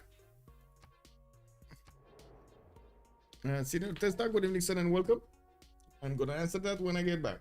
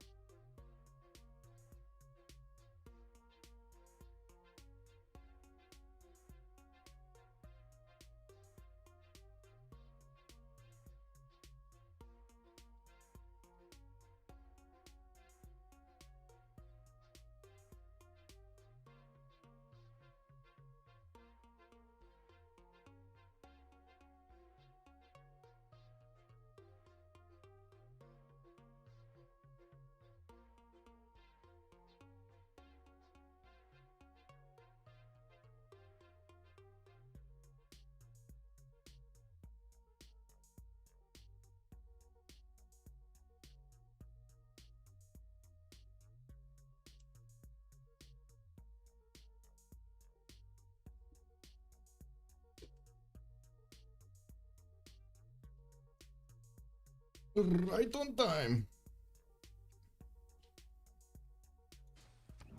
Okay, so Monarchy got a wildcard policy slot. We got Gilga getting the +4 gold, and Chuck did get the victory points for the Diplo. We do have Chuck getting ready his attack on the west side. He's getting discovered by Khmer here. It looks like he's sending a warrior, and did see some of these horses around there.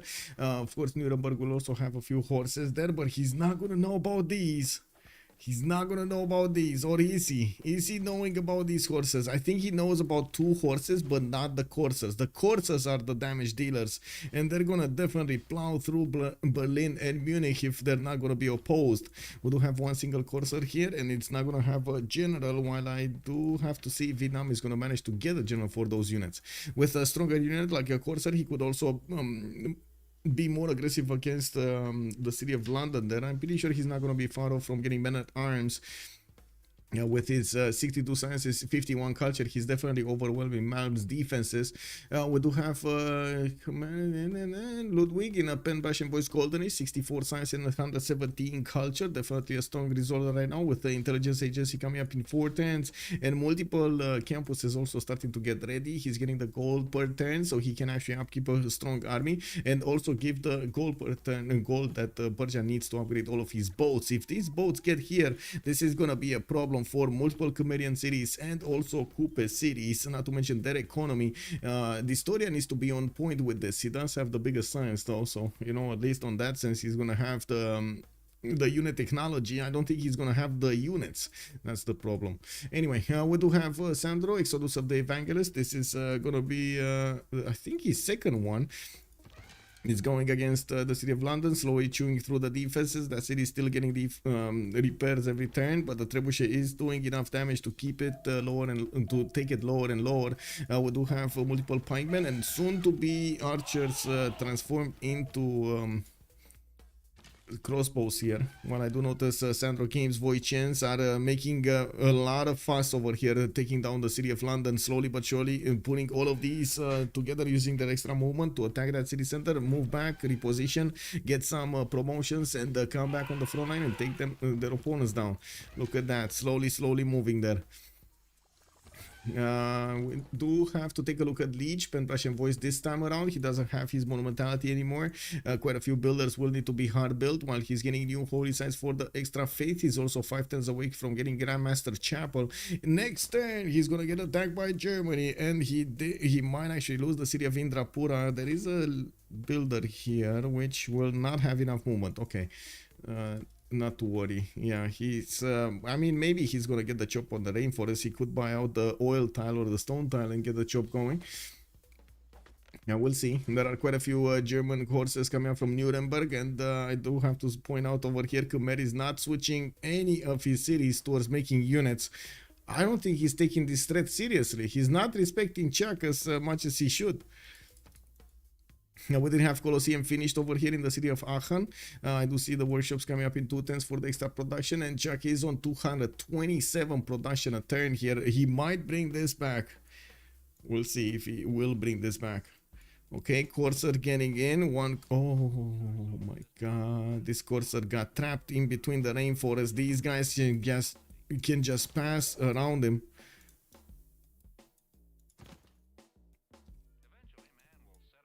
Well, at least Germany is gonna get a heads up about those units then. Okay, Auckland gonna be slowly taken down. This is, whose city is this? Whose city is? Malm City. Oh, I see. Well, Malm is about to lose London. Oh, London is burning, boys. Well, I say about, but it doesn't look like really about, right? There needs to be a very fast unit to get in there, and well, there is a horse here with 7 movement. I would imagine 7 movement would be enough. He does need to keep the crocodile for himself, though. And I do see England is not wasting any time attacking back into his opponent anyway. We do have this story with a free inquiry golden age, 112 science, 62 culture, starting to get culture points from his Mares, the one building, replacing those amphitheaters in the theater square and giving him the extra culture and faith on all of these forests and rainforest. He will need to build a few more, and he did manage to clean up his southwest. Still no attack. I would definitely say this is a mistake. I believe 7 units or even like 4 knights would have managed to do so much of a difference here, and it wouldn't have made any difference for the story at all. Like 4 heavy chariots upgraded into knights sent towards England, or towards even cheaper. I mean, this would have been a disaster for England, taking out their opponents much quicker, allowing Vietnam to be better later on in the game. I think it would have mattered quite a bit. Anyway, we do have Germany starting to see the problem on the east side. Vietnam is moving in his coursers, and we do need to see if Germany is going to manage to get enough units on the east side to defend himself against what's coming. While I do notice we need to talk a bit about Hazagi here. What is he doing? Didn't really lose a single unit, but finally he's getting his trebuchets on the front line to get onto the city of Vicious defenses. These trebuchets are gonna do massive amounts of damage. I don't see their third movement though, so they cannot move and shoot at the same time right now. I do also notice we got more units to the south of Lisbon starting to appear from Portugal. They did finish the walls, and the Sumerian knight is keeping at least 1 tile next to it. He did manage to take out all of the other units in the meantime.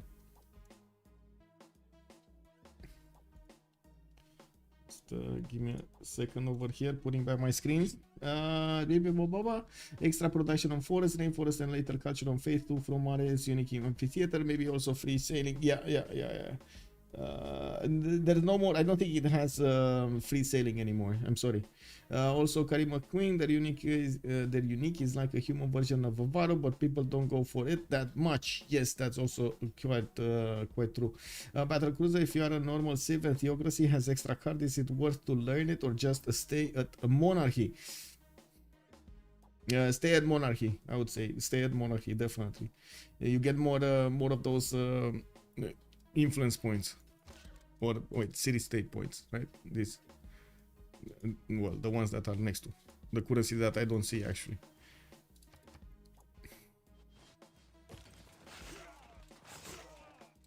Okay, Sumeria definitely doing way too much damage than these cities can handle. We do have the trebuchet with the movement about to get in, and the game is locked here. Unstack. Oh, he's forcing Sambro to delete one of his units. He got all of those knights in, so he's forcing Sambro. Oh my god, this is insult to injury, guys. This is basically pouring salt right like this on an open wound over there, splashing. Oh my god. Yeah, this is kind of bad for Sambro, not gonna lie. He probably felt very disrespected at this point in time. Okay, we're getting a wave of builders. I do see trebuchets also coming around from his main cities. New wave of heavy chariots on the west side there. While Sumeria still has quite a few strong knights here to attack into the city of Viseu. He's still waiting for trebuchet to do the initial attacks. The walls are just not how to say, they're way too strong for these knights, and there's way too much health lost in between. He does have a low HP knight here to the northwest. While I do imagine he's gonna get shot, he will probably get the extra experience points to promote it and recover the health. I do see the city of London is still losing health over here. We do have a swordsman right next to it getting shot by those units from England, and I do want to wait when Vietnam is gonna get the opportunity to actually get one of these horses in. I would imagine it's gonna be next turn, but I guess we're gonna need to see. If he does manage to break London, that is gonna be a significant problem from London. Not only all of these units, the men-at-arms and the pikemen will lose their strength from Governor Victor, but also the positioning will change significantly. These tiles are much easier to take out than London was. Yeah, there we go. That's the Corsair upgrade. He needs to get the swordsman out, and he's gonna try to first move the Corsair in. Oh my god, is he gonna get it? Is he gonna get the shift enter? Is he shift entering? He's shift entering. Look at this. He's shift entering right on the tile of the Coco. And that's it, it's gone. Yeah, shift enter in. Sandro Games correctly doing his programming of the moves here, so he gets the advantage he needs at early dawn. This is dawn, right? Or is it dusk? Wait, this is dawn, I believe, right? When at the beginning and dusk is at the end, right? No.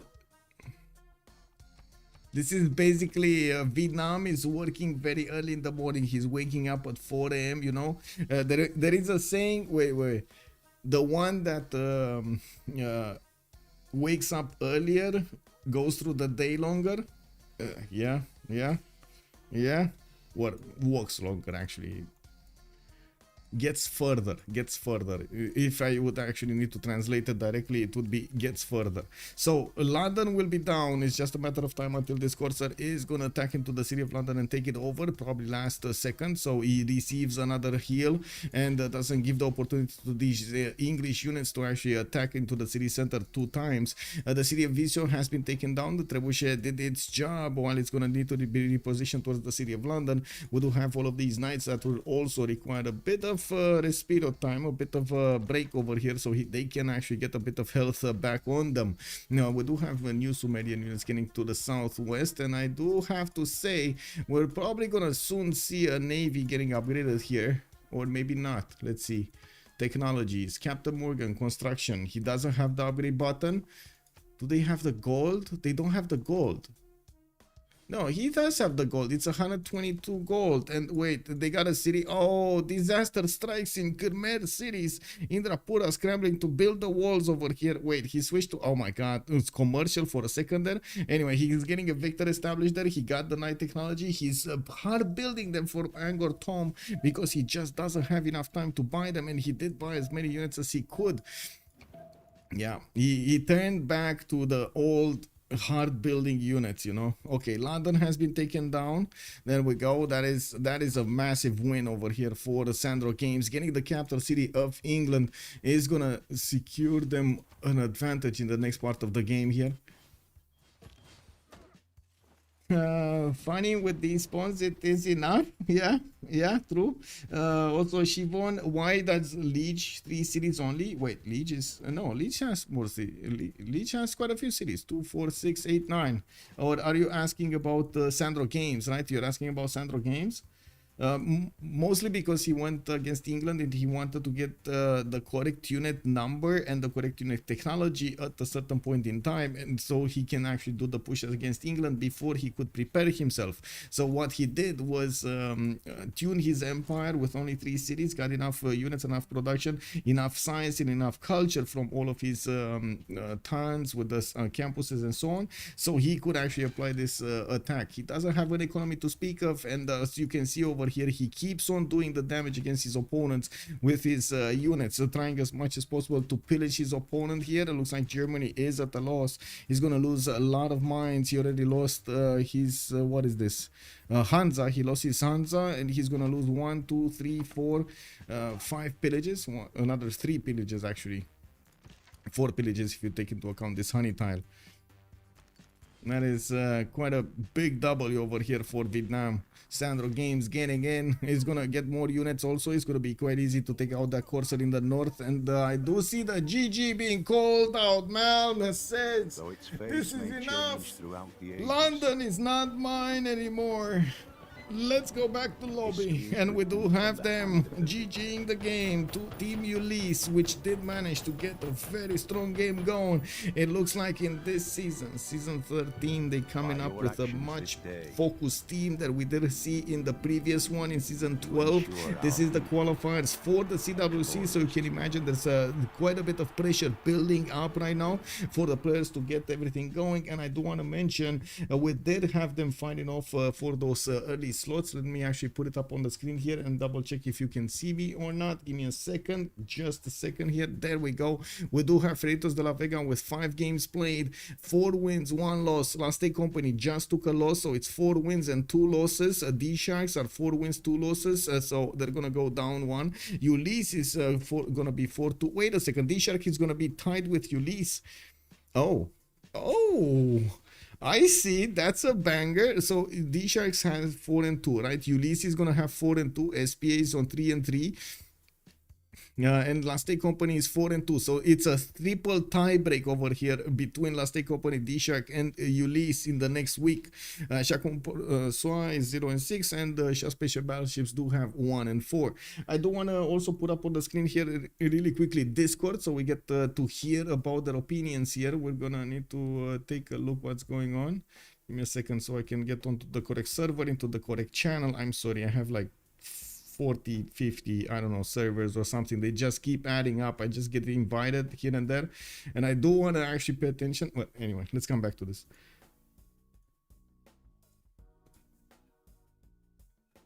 J'imagine bien, j'imagine bien. Putain. Yeah, GG, well played. On a eu un super spawn. Hein. Enfin, nous, au niveau des guilds, au niveau du spawn, top. Et vraiment impressionné de Ludwig. Hein. Bien Ludwig, hein. Ouais, c'est bien l'Allemagne, il faut pas la buff, faut juste la jouer. Et encore, du coup, personne n'était là pour boost la science, etc. ou faire les petits achats de gold. On m'a acheté un coupon, ça m'allait bien en early parce que j'ai vraiment un super spawn pour jouer Ludwig. C'est tout ce que je veux. Parce que t'as toutes les merveilles open en fait, et dès que tu les poses, donc c'est +1, +2. Alors là, j'avais vraiment plus que toutes les merveilles parce qu'en général, l'Artemis c'est dur de le poser. Ouais. C'est +1 jusqu'à avoir le Philopo. Et après ça passe à +2. C'est bien ce que t'as fait d'avoir un côté avec ton sim avec Théan, c'est de l'autre côté ton sim avec toutes les wonders de merde que tu cycles. Ah ouais, j'ai posé. Ah, le Mont Saint-Michel, je l'ai posé. Hein. Non, et en early, là j'ai eu le Mongouv au tour 25, je crois. Tu sais que j'ai fait un jardin juste parce que t'étais en face. Hein. Ouais, je me doute. Sinon, je l'aurais pas fait, j'aurais fait des colos, mais j'avais jardin 4 tours. Je me suis dit, vas-y, ça lui enlève 2 voire 4 de culture. Ouais, mais je pense que c'est déjà un peu trop tard parce que tour 30, j'étais à 5 tours de Féo, je crois. Ah, ça reste un jardin, c'est pas une mauvaise vente. Oui, non, d'accord, c'est une très bonne merveille. Huertos d'Historia. What? Huertos. Toaz is bad. Toa really bad. Not in this situation. They were like perfect yes, here. If there is a wall and just a north, Toa do nothing. Well. No general, nothing. That's 2 EV for nothing. 2 EV cost for nothing. We had enough cost. Yeah, I didn't. I couldn't even buy my tiles. Next time, I think I just go internal trader. It will be better than external without external. I think it's always better some internals first. Yeah, at least until Wisselbanken, right? But you didn't need the gold, especially for Sandro. You can start sending external at civil, I think. It's I mean, okay. I wanted to go external, but like producing all lighthouse and external traders is really expensive when you don't have any shop or things like it with Maori. So I think yeah, internal would have been better, so you can prod, and when you are on whistle, you just swap for external. Yeah, true.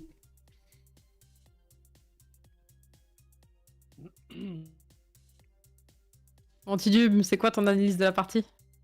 So I'm gonna leave it at that, and I'm gonna send you to Pulp stream. I believe she was streaming actually on the other side from the French version. So make sure you actually leave her a follow, and you take care of her. I do want to say thank you so much for everything, and much appreciated for the subs, for the gifts, and for the follows. I do also want to say thank you so much for the support you're showing me on YouTube over there. I do hope you're having a very, very good time also over there.